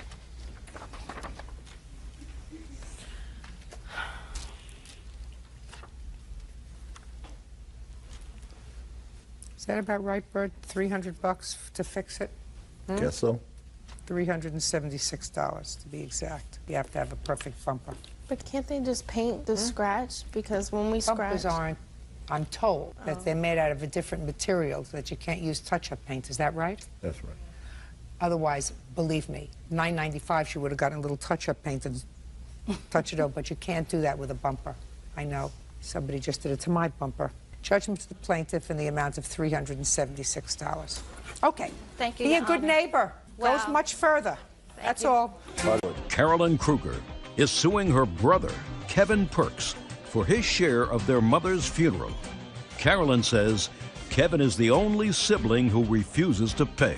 Miss Kruger, Mr. Perks is your brother. Yes, he is. And your claim is that he is responsible for a portion of your mother's funeral expenses. That's correct. Mr. Perks says he is not responsible for any portion of your mother's funeral expenses. When did your mother pass away? April 22nd, 2007. And it is my understanding that her primary asset was a life insurance policy. Is That's that correct? correct. Did she have any other assets other than this life insurance policy? She had a few $100s in a bank account that I used to pay for the nursing home. Other than the life insurance policy, did she have a home? Did she have a car? No. Did she have bonds? Anything else? No. Life insurance policy? Yes. And how much was the life insurance policy? I don't know the total amount. We each got a portion of it. It was $2,082.74 a piece times 8, so a little over $17,000. And insurance policy, I assume it was from work? Or? Correct. It came out of her pension. So it was a pension? Right. And it is also my understanding from your complaint that there was no named beneficiary on the policy. That's correct. So far, are we correct on that, sir? Yes, ma'am. So, only asset is a $17,000 life insurance policy, correct? Yes. You have 7 siblings. That's correct. Correct. Your mother did not have a will. No, she did not. So you decided, I assume, that you had been taking care of her business? Correct. You didn't object to that? I didn't object. I didn't know I was objecting to because she never consulted me on anything. Don't give me a lot of baloney. Carolyn Kruger says her brother, Kevin Perks, refuses to pay his share of their mother's funeral. Kevin says he shouldn't have to. Now, when you went to visit her, did you take charge of her medical care, of overseeing her stay in the nursing home? Did you take care of her other business, or did you just go and visit her? I just went and visited her. So you knew somebody had to be taking care of that. That's correct. And who did you think was taking care of that business? Carolyn. There we go. And you didn't object to that. No, I did not. Perfect. Now, you did receive a portion of this life insurance, did you not? That's correct. How much did you receive? $2,076 and some change. I don't know the exact amount. When your mother passed away in April of 2007, did she pass away in the same town where you live? Yes. Did you go to the funeral? Yes. Did you put on a suit? Yes. You married? Fiance. Did your fiance go with you? Yes, she did. Do you have children? Yes, we do. Did you bring your children to the funeral? Yes. So they went to their grandmother's funeral. Yes. Were there flowers at the funeral? Yes. Was there a grave site that you went to? Yes. Did you ever stop to say to yourself, who's paying for this? Mr. Perks, No. did you ever stop to say to yourself, who's paying for this? Yes. Did you think the burial fairy was paying for it? No. No. So you knew that somebody had to be paying for it. That's correct. Okay. And who did you think? Put your hand down. Who'd you think that was? The life insurance policy. Right! Look how smart you are. You thought that her life insurance policy was paying for it, right? That's correct. Put your hand down. It did. All your brothers and sisters kicked in from the life insurance policy to pay for the funeral, except you. That's what the case is all about. Now, your sister could very easily have said, I am going to take all the proceeds of this life insurance policy, and I'm going to pay the $6,000 for Mom's funeral, and whatever is left over, I'm going to give it to my brothers and sisters. Right? That's correct. Well, that's what you thought happened. Instead, your sister decided to do what she considered the right thing, which was name each of you as a beneficiary on the life insurance policy. You all got your money, and everybody divided the $6,000 or whatever it was for the funeral and sent her a check for their portion. Go! Well, Your Honor, the life insurance policy, normally most life insurance policy, they have a provision, or the funeral home has an agreement where you can have a form filled out to have the life insurance policy paid for it, the funeral expense itself. She never told me about this expense whatsoever. A week after I got the check, I never heard anything from her, never agreed to it, never paid anything. She didn't consult me about it, nothing. So? And your point would be? That I should have been consulted further on... I'm consulting you right now. I'm consulting you. Who's supposed to pay for your mother's funeral? Not you. You have no legal obligation to pay for your mother's funeral. None. But you have no right to accept full proceeds of a life insurance policy, which by law is supposed to pay for her funeral expenses before it's dispersed to any beneficiary. Do you understand? Yes. Perfect. So it was done a little bit backwards. Instead of taking the money out and then put your hand down. Does it sound like you're losing? No, I'm sorry. So instead of taking the $6,000 out and paying for the policy and then distributing it to you, she distributed it to the siblings and then says, okay, brothers and sisters, now send me a check. It's the same thing. Do you understand? Yes. You don't have to be consulted about that, sir. This one wants to say something. I'm just dying to hear what she has to say. Dying to hear what she has to say. I'm sorry, Your Honor, but during the funeral and everything that was at the funeral, as far as the casket, the flowers, anything, Kevin was not allowed or invited to pick any of that stuff out. Was he invited to pick out who the nurses were going to be at his mother? Your Honor. Pay attention to what I'm saying to you. Was he consulted, and did he make himself responsible for his mother's care in the nursing home where she was? He had no choice. Of course he had a choice. Did he have a choice to pick you? Yes. Then he had a choice to pick where his mother went and who took care of her and participating in her care. He chose not to do that. Just as he chose, madam, listen to me very carefully, he chose to let somebody else take the responsibility for picking out a casket, for picking out flowers. It was not as if he wasn't invited to the funeral. He went with you and his children. He just made himself dumb, which I have a feeling isn't much of a stretch. You owe your sister your share of your mother's funeral. Do you understand? Yes. Good. How much was it? $750. Judgment for the plaintiff, that's all. Carolyn Tennant is suing her son's friend, 22-year-old Jeffrey Holly, for stealing her golf cart and damaging it while driving drunk. Miss Tennant, this young man was a friend of your son's? Yes, ma'am. You all went camping together? Yes, ma'am. And you had a golf cart that sort of takes you to and from, I guess, Yeah. a lake or shopping or whatever? Well, it's like the major mode of transportation out there. And other people have golf carts. Yes. Mr. Holly took your golf cart without your permission. Correct. And he was drunk. Yes. You agree with that? Yes, ma'am, I do. And he had an accident. Yes. Your golf cart was damaged. Correct. And the golf cart of the other people was damaged. Yes, ma'am. The other people sued you as the golf cart owner. Yes. Successfully. Yes. And you believe that Mr. Holly has the responsibility of compensating you for both that judgment Yes. and the damage to your golf cart. Correct. Mr. Holly says that it wasn't his fault. Yes, ma'am. And he should have been able to go to court and prove that. And since he didn't have that opportunity because you proceeded without him, he's not responsible. Did I identify your position, Mr. Holly? Yes, ma'am, you did. I have to find out a little bit about you, sir. Age. Age 22. Occupation. Basement waterproofing and foundation wall rebuilds. Number of times arrested. Since I turned 18, 3 times. For what?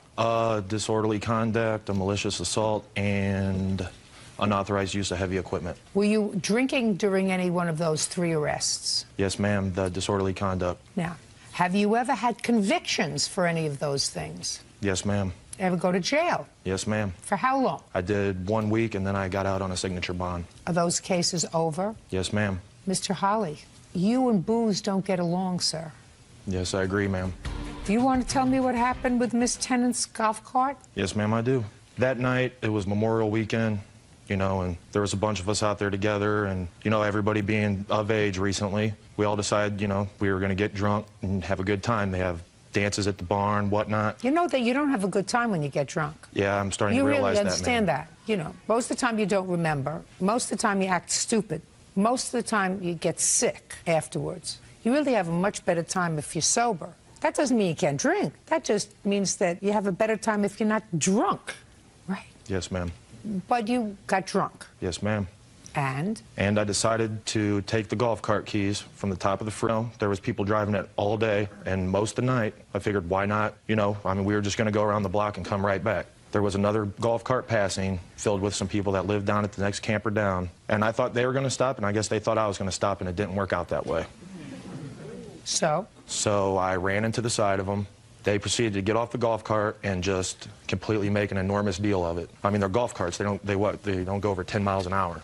No, they go faster in there. And during all this, I mean, everything started getting out of control. People were yelling at each other. One of the ladies on the golf cart, her fiance decided to sucker punch me. Then I was held from defending myself once I found out in that township I could legally defend myself once somebody put their hands on me. I was held from defending myself. And I mean, why couldn't I get any, closure on that? Because I did make a police report on it, and I figured You not wanted closure. Tell me how you wanted to get closure. we were going to make a deal. My brother was going to give the guy $1,500 for his golf cart. No. I'm talking about you wanted to get closure from being sucker punched, you said. Yeah, either a chance to defend myself at that moment You mean in time to or... punch him? You wanted to punch him back. Yes, ma'am. And you were prohibited from doing that. How, sir? Because Alan Reining grabbed me and basically pushed me backwards and bear hugged me and wouldn't let me. Wouldn't let you punch him back. Yes, ma'am. And that would have given you closure. Yes, ma'am. You've been watching too many psychological programs that seem to be proliferating in daytime television, sir. Not everything gives you closure. You usually refer to the fact that you want closure when somebody in your family dies. You go and visit them and you say, now I have closure. I've seen them, I've said goodbye. Closure is not usually a thing that one refers to, punching somebody back. That doesn't give you closure. Mr. Holly, you're a very polite young man. Do I make you nervous? Yes, ma'am. Is that why you're sweating? Yeah. Yes, ma'am. Did it make you nervous when you appeared before the other judges? Not really. But I scare you. Yes, ma'am. That is a really, really good thing. I've not had a particularly good day today. That is the only thing that's made my day today. The fact that I make you nervous enough to sweat. You owe Mrs. Tennant money. You owe her the money that she spent or will spend to fix her golf cart. And you owe her the judgment that was entered against her for the accident you had when you took her golf cart without permission. Because if you go back, Mr. Holly, these are the objective facts. I'm not going to really scream and yell at you because you've been so polite. I'm going to say it easily so you can get my drift. A, you were drunk. You should never have gotten behind the wheel of any instrument that was moving because you weren't exercising good judgment. B, you got behind the wheel of it without permission. So, in effect, you stole it. You had an accident. You're responsible to reimburse her for any out-of-pocket expenses that she had. And her out-of-pocket expenses were? $1,782.50. $1,782. And 50 cents. And 50 cents. That's your liability, Mr. Holly. That's your legal responsibility. And if you don't want to incur that kind of obligation, you're not supposed to get drunk and act stupid so that you really don't know what's going on. You're not supposed to take people's property without permission. You're not supposed to get behind something that goes even 10 miles an hour when you're drunk. All of those things you did. Just say, it's going to make you feel better, and you're going to stop sweating. It's my fault. Really, it's my fault. I was drunk. I took your property. I caused you aggravation. I'm sorry. I will make you whole. And if you can't do that, Mr. Holly, I will. Judgment for the plaintiff in the amount of $1,782.50. 25-year-old Aaron London is suing his former co-worker, Corey Bell, for defaming his character. Aaron claims Corey passed around a phony Craigslist ad. Mr. London, did you and the defendant work in the same company? Yes, at one point we did. This is your complaint. You put an ad in Craigslist. I gather you went to school to become a massage therapist? Yes. And you put an ad on Craigslist for massages with your picture on it. Does it have your picture? Yes. Mr. Bell saw that ad on Craigslist. Is that right, sir? I did. And he thought it was really funny that you had posted that ad on Craigslist. So far, am I right? Yes. So he circulated it around the office. He sent it to a lot of other people. He thought it was funny, like people send jokes on the computer, and he sent it to a whole lot of other people. So you're suing him for defamation because you were very embarrassed. Yes. That's what this is all about. Mr. London, can I see the ad, please?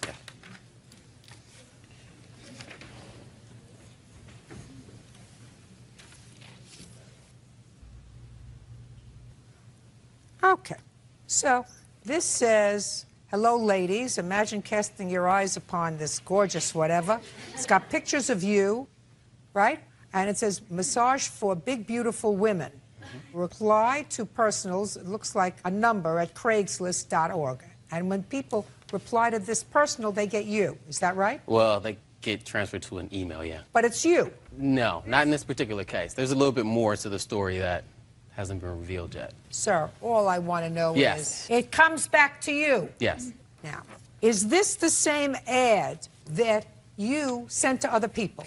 Yes. You didn't modify it in any way? No, didn't modify You didn't it. change it, you didn't add words, No, you didn't... no, I didn't. I just sent the link. You sent the link and you said, take a look at this. That's it. That's not a crime, Mr. London. That's not a crime. That's not a lawsuit. Yeah, there's a little bit more to it. Well, though. give me 30 seconds, sir. That's what happened. You put this ad that you didn't want to be circulated among your office mates. He circulated it among your office mates. If you didn't want it out there, you shouldn't have printed it. Well, no, that actually isn't what happened. What happened is I work for the bank, and I also have a personal training and massage therapy business, like you said. And another kind of job side hustle that I do is I write personal ads for Craigslist. Also ads for businesses, whoever needs advertising. Very nice. Now, not an advertisement for you, sir. So you have a lot of businesses. You put this on Craigslist. Yes, technically speaking. That's what But we're here for.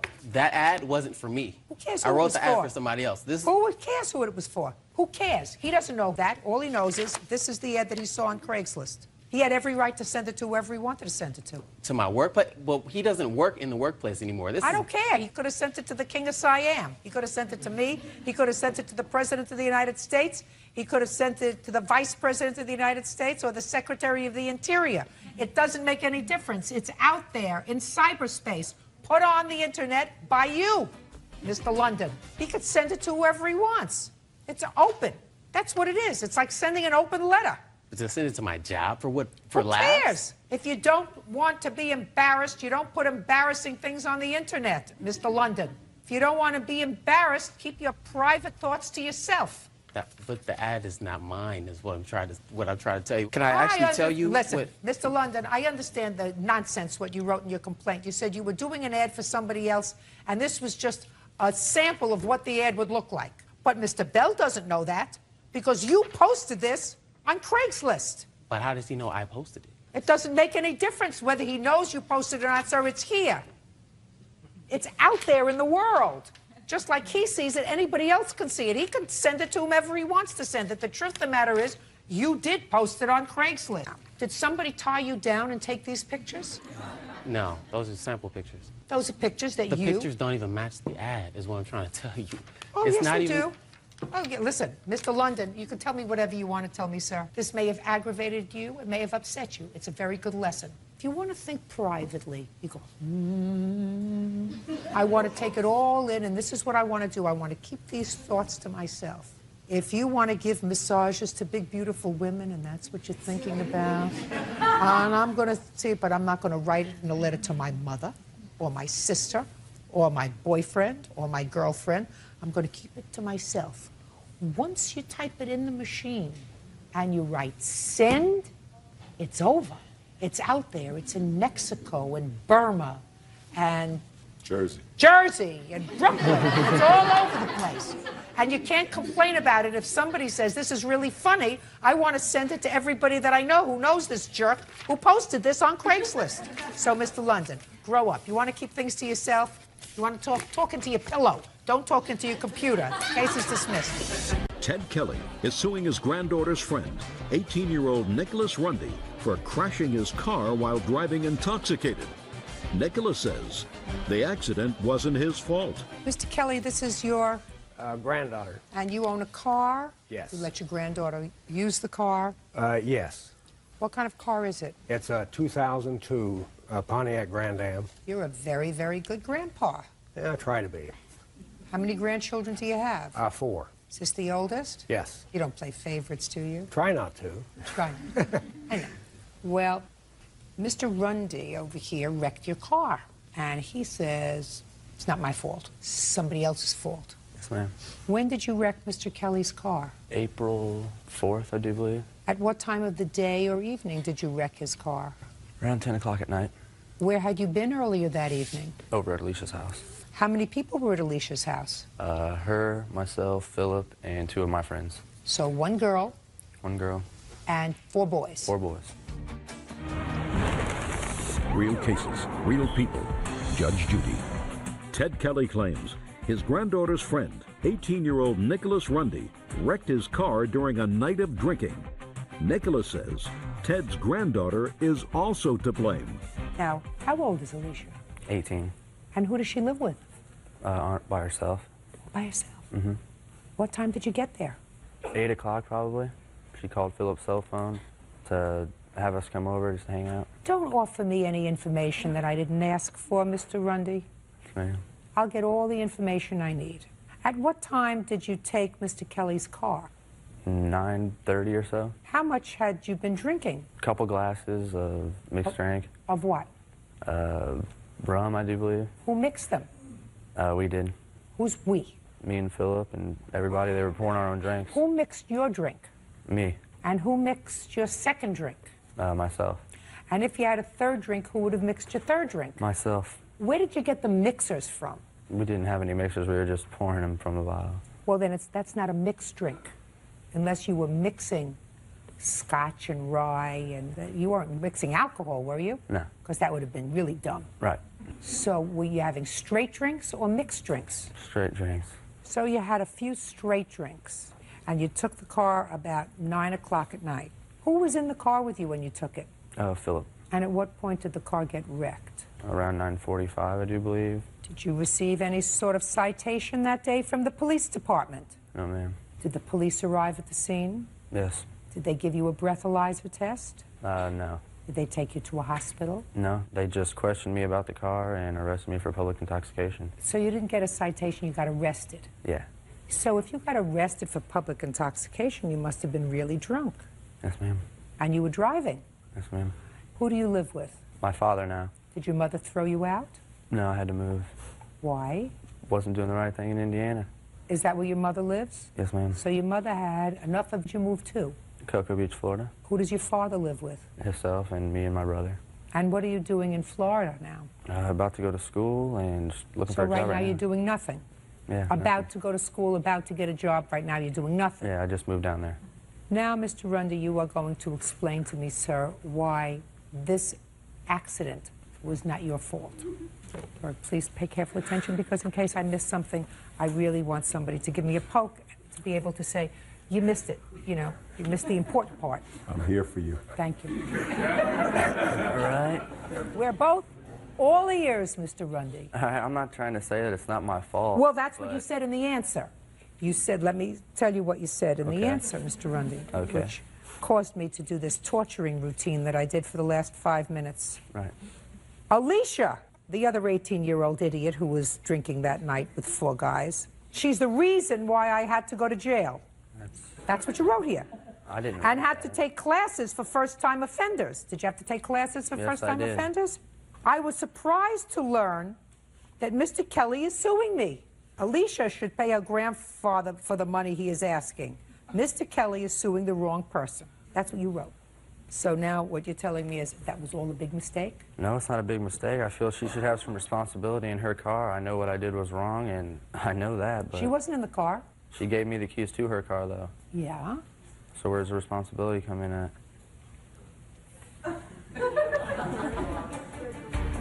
How much do you weigh?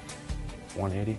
You think that she could carry you, put you in the car, take your hand, put the key in the ignition, I have no turn idea. it on? You don't think she could do that, do you? No. Only you could do that, right? Yes, ma'am. And you're the one who poured your own alcohol. Yes, ma'am. You're the one who put the glass to your lips and guzzled it down. Yes, ma'am. You're the one that took your behind and put it behind the wheel of a car where you could have killed somebody. Yes, ma'am. And you're the one who's going to pay for Mr. Kelly. Mr. Kelly, were you able to have the car fixed? Yes, I was. And how much did it cost you, Mr. Kelly? Over $5,000. You have the bill for it? Yes. Can I see it, please? Mr. Kelly, your granddaughter, Alicia, I must tell you, I believe, did not act responsibly that evening. That doesn't mean that he's off the hook. That just means that if I were you, I wouldn't give her back the car. I'm sorry. Did you give her back the car? Yes, after I got it fixed. That was a big mistake. I wouldn't have given her back the car. She behaved irresponsibly. You understand that, don't you? Yes. Taking advantage of your grandfather. I wouldn't let you take advantage of me. I'll tell you that right now. Judgment for the plaintiff for the amount of $5,000. Mr. Rundy, you better get busy and get back to Florida. Hurry up, hustle, get a job. Hustle, hustle, bustle. All right. That's all. Parties are excused. You may step out. Lori Abarca says former client Matthew Finch pulled his kids out of her daycare without notice. Matthew is countersuing, claiming Lori made a false CPS report. Mrs. Abarca, this is a pretty nasty case. According to your complaint, the defendant is the former husband of your best friend. Yes. What's your former wife's name? Stacy. Stacy. And they have 2 children. And you were providing daycare in your home for their 2 children. Correct. And subsequent to their separation, you took care of the children for how long? Approximately 9 months, from August of 2004 until April 1st of 2005. And then it is your claim that Mr. Finch, without cause, removed the children from your daycare. He did, in fact, give you 2 weeks' notice and paid you, according to what I've read here, for the 2 weeks' notice. Yes. That's correct. But your claim is that Mr. Finch knew that he had an obligation to keep the children there, so you want him to pay for daycare for how long? I just want him to pay for daycare up until the date that their mother gave me the 2 weeks notice, because she was the only one that was able to make the daycare decision per their court order. Just shh. Don't. Okay. On what date did she give you the 2 weeks notice? I believe it was May 12th. Okay. So let's deal with that part of the complaint first. Okay. You'll get into the incident because there's much more to this case than these few weeks. When Mr. Finch gave you the 2 weeks notice on April 1st and tendered payment for those 2 weeks, did you take his payment? Yes. So then let us deal with this issue swiftly. Okay. You're entitled to nothing. If you said to Mr. Finch, I'm not taking your money, it is my friend who is responsible for giving me the 2 weeks notice, not you, I would go on with that part of your lawsuit. Mm-hmm. But since you took his money, I'm not entertaining any money for April or 2 weeks in May. Now let's move on to the next part of your claim. The next part of your claim is that there was an incident on or about April 1st involving your husband and the defendant. And as a result of that, Mr. Finch called the state licensing board and made false allegations against you. Mr. Finch said what he reported to the state licensing board was true, correct? That's correct. The counterclaim that I have by Mr. Finch is that you called Child Protective Services complaining about Mr. Finch and alleging that he in some way inappropriately touched one or both of his children. That's the allegation. Right. So, did you in fact call Child Protective Services? I did. On what date? April 4th. And what did you tell them in this 4-4 report? I told them that his oldest daughter, Kiana, for the last month and a half, had been reacting extremely badly when he would come to pick her up. She would start crying hysterically. She would run to the back around anybody, my children, my husband, myself, that she could get to. Is that what you told the state so far? Yes. What else did you tell them? And I told them that I felt that there was something going on at the house. I didn't know what, but I know that somebody needed to investigate it. When I did make that phone call, Stacy was right beside me, in full agreement with me calling, because for several weeks before... Don't tell me about Stacy. Okay. For several weeks before, I had spoken to Stacy and Matt about Kiana's behavior. It would be so bad at times that he would come to pick up both of the girls and have to leave with just Lexi, the little one, and leave Kiana at my home until her mother or her stepfather could come and pick her up because she wouldn't go with him. Doesn't. Shh. Okay. So I confronted Stacy about what was going on and told her that I was very uncomfortable with the way that Kiana was reacting and that I was very concerned that something was happening over at his house. No, she doesn't include that. This revelation, Ms. Abarca, that you had to call and make a substantive report to Child Protective Services did not occur until after Mr. Finch removed the children from your daycare. Is that correct? Yes and no. Yeah. The first time that you called and made a substantive report, despite what you say you had been seeing for the last month and a half, is 3 days after he removed the children from your daycare. Yes. There's certain hard data, and then there's certain soft data. Your conversations with your friend Stacy is soft data. The timing of these events is hard data, which in my view very often suggests that you can make a leap with regard to things like motive. You get me? Yes. Good. Now, did you subsequently go to the family court with regard to her allegations Yes, of I did. abuse? Yes, I did. And was there a hearing? There was a hearing. And subsequent to the hearing, was your time with your children diminished, supervised, increased? Stayed the same. We were sent to family court counseling after that. Who was? Me and my ex-wife. Just the two of you? Correct. And did you both go to counseling? I requested private mediation. I figured 1 hour with the family court services was not efficient time to handle this situation, and therefore I was granted time to get a private mediation. And as a result of the mediation, what happened? My time was increased. To what? To 50%. It had been previous to that, how much? It was only 37% time. Subsequent to the call to Child Protective Services, was your daughter subjected to a physical examination? Yes, both daughters were. And I do have the report here. Can I see it, Would you like to please? see it?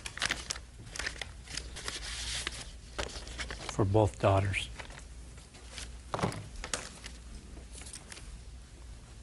Their mother requested it when she took them for those exams. It wasn't CPS court ordered. requested It wasn't court ordered or anything through CPS. Stacy called and made those appointments. Listen to me, madam. What you're giving me is hearsay. The objective data is you made a report. As a result of that report, and subsequent to that report, these children were subjected to physical examinations. That was precipitated by your call. And if their mother had seen signs that she felt were untoward, she could have taken the children without your call to Child Protective Services. Your call to Child Protective Services inspired this action. Now I want to know what happened April 1st. Okay. April 1st, Matt calls me probably around 5 o'clock, letting me know that he's on his way to pick up the girls. And how many days a week had he picked up the children? He picked them up at least 85% of the 9 months that they were with me, because their mother would work nights and evenings and stuff like that. How old are your children? They're 6 and 8 now.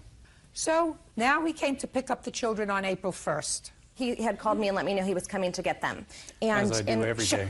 Listen, if you interrupt again, it's not going to go well for you. Do you understand? Yes, ma'am. So far, you don't feel as if I'm favoring her, do you? Not at all. Then keep your mouth shut until I look at you and ask you a question. Yes, ma'am. Good. Go. His phone call was that he wanted to change his payment dates on the way over. I said, no, we're not going to change them. They're in a contract. You've signed it. This is the way that it's been for 9 months. And he got very angry. No, just a second. No. Did he tell you why he wanted to change his payment dates? No, he didn't. Okay. And you said, no, you can't. Right. If your friend Stacy had called and said, I would like to change the payment date, what would you have answered her? I would have talked to her about it. Right. Which is what I tried to do with Matt. No, that's not what you said. You said absolutely not. Okay. That's what you just told me. Well, I'm just right. repeating your words. Well, no, actually, he called me and told me he wanted to change the payment dates. And you just told me you said absolutely not. You have a contract. And I said to him, well, your payment's due today. And he then told me that he wasn't going to pay me when he came to pick up the girls and got angry and started yelling at me. And I said to him, you know what, Matt, you have a contract with me. These are the same dates you've always made payment. Continue. Don't speak to her! And it's not your job to tell her to continue. Do you understand? Yes, ma'am. You keep saying yes, ma'am. Is there something wrong with you? Do you have problem controlling yourself? Not at all. Well, it seems to me you do. Go ahead. He got very hostile with me on the phone, yelling and screaming. No, so you I were said, hostile. Well, no. You were hostile. It was a reaction to him. You know what the big mistake was? What's that? The big mistake was choosing you as a daycare provider. When you have a best friend who is divorcing her husband, and there are bad feelings that exist between the two people, to have someone as a child care provider who is aligned with one of the parents is a monumental mistake. Monumental. Because you are emotionally invested in his ex-wife and her welfare, not emotionally invested in his welfare, And that comes through loud and clear. Having said that, we will move on. So he came to pick up the children, and what happened, Ms. Abarca, when he came to pick up the children? When he came to pick up the kids, my husband went outside to go talk to him because we'd had many, many incidences with his youngest daughter, Lexi, being physically abusive to our son. And it was just... This is the husband? This is my husband. What was he doing home? He was already done working for the day. What kind of work does he do? He's a forklift mechanic for Toyota. Let me understand this, Ms. Abarca. You sent him outside. No. You said you were inside with the girls. So your husband went outside to speak to him. Right. Well, you must have, when you got off the phone, said to your husband, he's coming over and he says he's not going to pay me. Got to discuss that with him. And you have to discuss with him his daughter's aggressive behavior, right? Yes, I spoke to him about the phone call with Matt and about the incident we had just had with Lexi and Cole on Matt's way over to come and pick up the girls. Well, why don't you tell me about the incident between your son, who was how old? At that time, he was 18 months old. And the daughter, who was how old? Lexi was 5.5. So why don't you tell me about that incident? I believe on that day, she pushed him down. She would pull his hair and pull him down. You know, just different little things like that that were constant. And I sat down with Lexi, and I said, you know, Lexi, we've been having a lot of problems with this kind of behavior. What is wrong? Why is it that you and Cole can't seem to get along? What can we do to change it? And she says to me that her father told her that if there's something she wants or Cole does something that she doesn't like, then she can basically take matters into her own hand. If she needs to push him away from her or do something like that, that's what he told her. The 8-year-old daughter, Kiana, was there as well. Kiana confirmed that was the discussion that they had in their vehicle and also stated that there was a boy she was having problems with at school, and Matt told her that if he continued to bother her, she could go ahead and punch him. Where were you when this was going on with the 5-year-old and your 18-month-old? I was in my dining room. And where were they? They were in my living room, which there's a huge opening. Shh.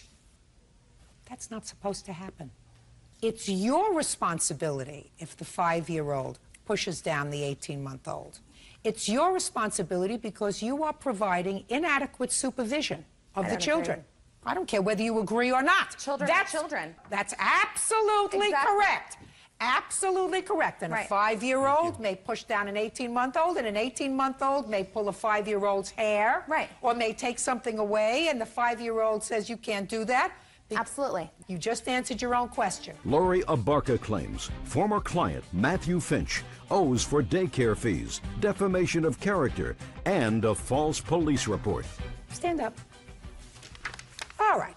Mr. Abarca, you tell me what you said to Mr. Finch when you went outside. I walked up to Mr. Look at Finch. me. You walked up to Mr. Finch and said... He was still in his vehicle. I explained to him... No, tell me what you said. I said, Matt, there was a situation with the 2 kids. Lexi approached Cole, grabbed the ball from him, pushed it back into his chest, and then grabbed him by his hair and pulled him to the ground. When Lori confronted Lexi about it, Lexi explained that if she felt somebody was picking on her, it would be all right for her to go ahead and do something back, retaliate. Okay, so your wife said to you that the little girl said, my daddy says that somebody is picking on me, then I have the right to do something back to them. Correct? Correct. And what did Mr. Finch say to you? He got out of his car, said he never said that, got into my face. I explained to him, would you please not allow Lexi to retaliate, that if she has a problem, she needs to go to Lori. I don't appreciate our baby being pulled down to the ground by his hair, and that conduct is not okay. Mrs. Abarca, I have 11 grandchildren. I've seen them all playing around together. Right. If one of them, who's 5, gets annoyed at one of them who's 2 because they pull something out of their hand, they'll push them. That's not cause for World War III. No, you're right. That just I agree. happens. I agree, but it was much more severe than that. And I have statements that I've written to Matt for suspensions, breaking down the situations. I believe I gave you copies of all of those. Why did you give them to Matt instead of Stacy? Because Matt was the one that came and picked up the children most of all the time. Miss Abarca, this was your best friend's children. Right. Are you telling me that you didn't get on the phone in the evening after each of these instances and say to Stacy, listen, Stacy, we really have to talk about the girls. Absolutely. I'm having trouble with the girls. Yes. And what did Stacy tell you? That she was in full agreement with everything I had. They knew Lexi was having aggression problems. She was getting in trouble at school almost. and they knew that it was something that they needed to work with. So And the that's what, reason- just a second, so that's what your best friend told you? Right. So what did she do from the time you started to tell her about the problems with the girls and the time that he finally removed the children from your daycare? What had your friend Stacy done? Lexi would get in trouble for various different instances. She would go home and be grounded, that kind of thing. I'm asking you whether her mother ever took her to a therapy session, whether took her to a counselor. Just tried give me to. a yes or a no. Matt refused to let her go to counseling. Just a second. Just give me a yes or a no. Well, it's kind of a gray area because she wanted to take him to counseling and Matt refused. You should never have cared for these children. Never in a million years should you have been involved with these two children with the attitude that you have towards him. In any event, you called the state and reported what you considered his aggressive moves toward you. That's correct. Is that correct? That's correct. He had every right to do that. Exactly. He did it on April 4th, 3.5 days afterwards, and after he saw Stacy at court filing papers. Are That's they when he open went on the down. weekend? Just a second. Are you asking me a question? No, they're not. Are you asking me a question? They're open on Friday. You too. You should never have cared for these children. I agree. I've definitely I never learned have my gotten lesson. him involved in taking your complaint outside to him, complaint that just happened to have been made at the same exact time that you had just had a telephone altercation with him about payment. Sit down. I'm not aggrieved at all by Mr. Finch's conduct in reporting your husband's conduct to the state and letting them come out and take a look at what's going on in your house, because based upon what you told me, there is inadequate supervision of children. They didn't. I'm speaking in your home, based upon what you just told me.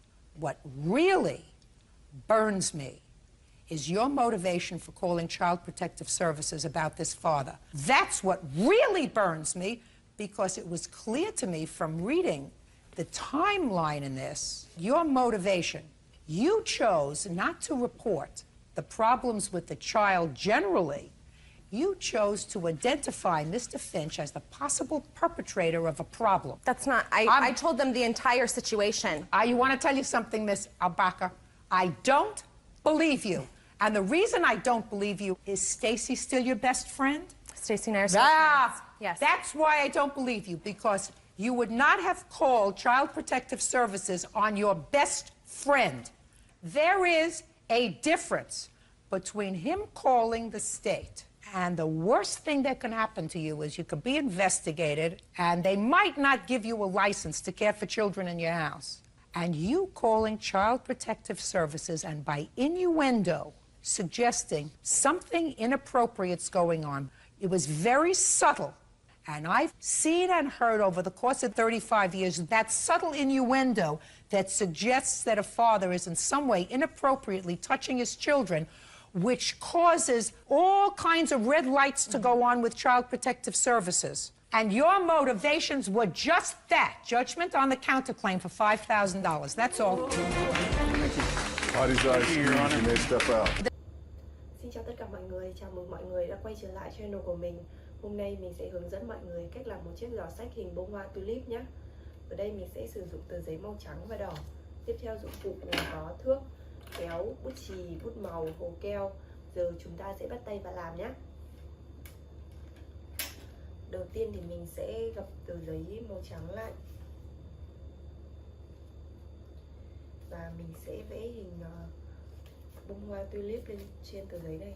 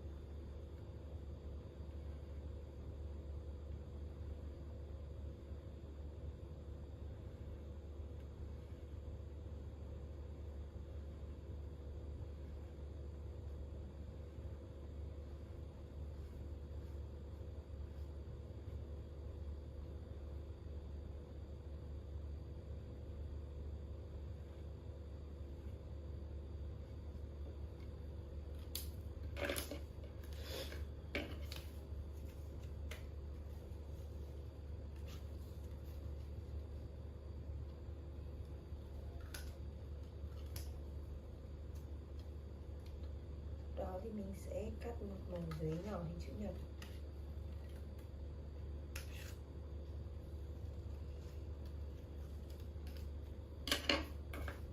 Sẽ kẻ dây cái đầu này.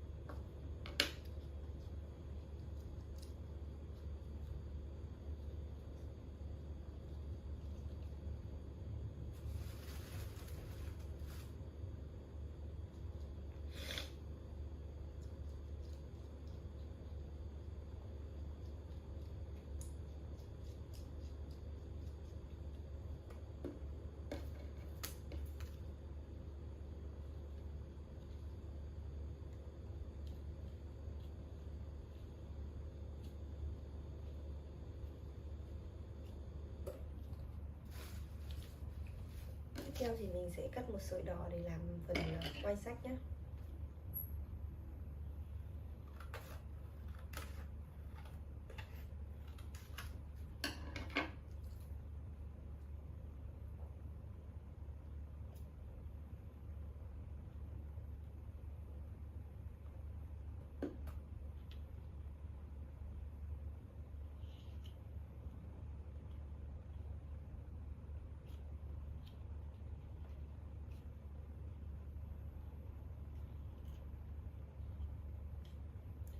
Như vậy là chiếc giỏ sách của mình đã hoàn thành xong. Nếu như mọi người cảm thấy video này hay và có ích, hãy để lại cho mình một like, share và đăng ký kênh nhé.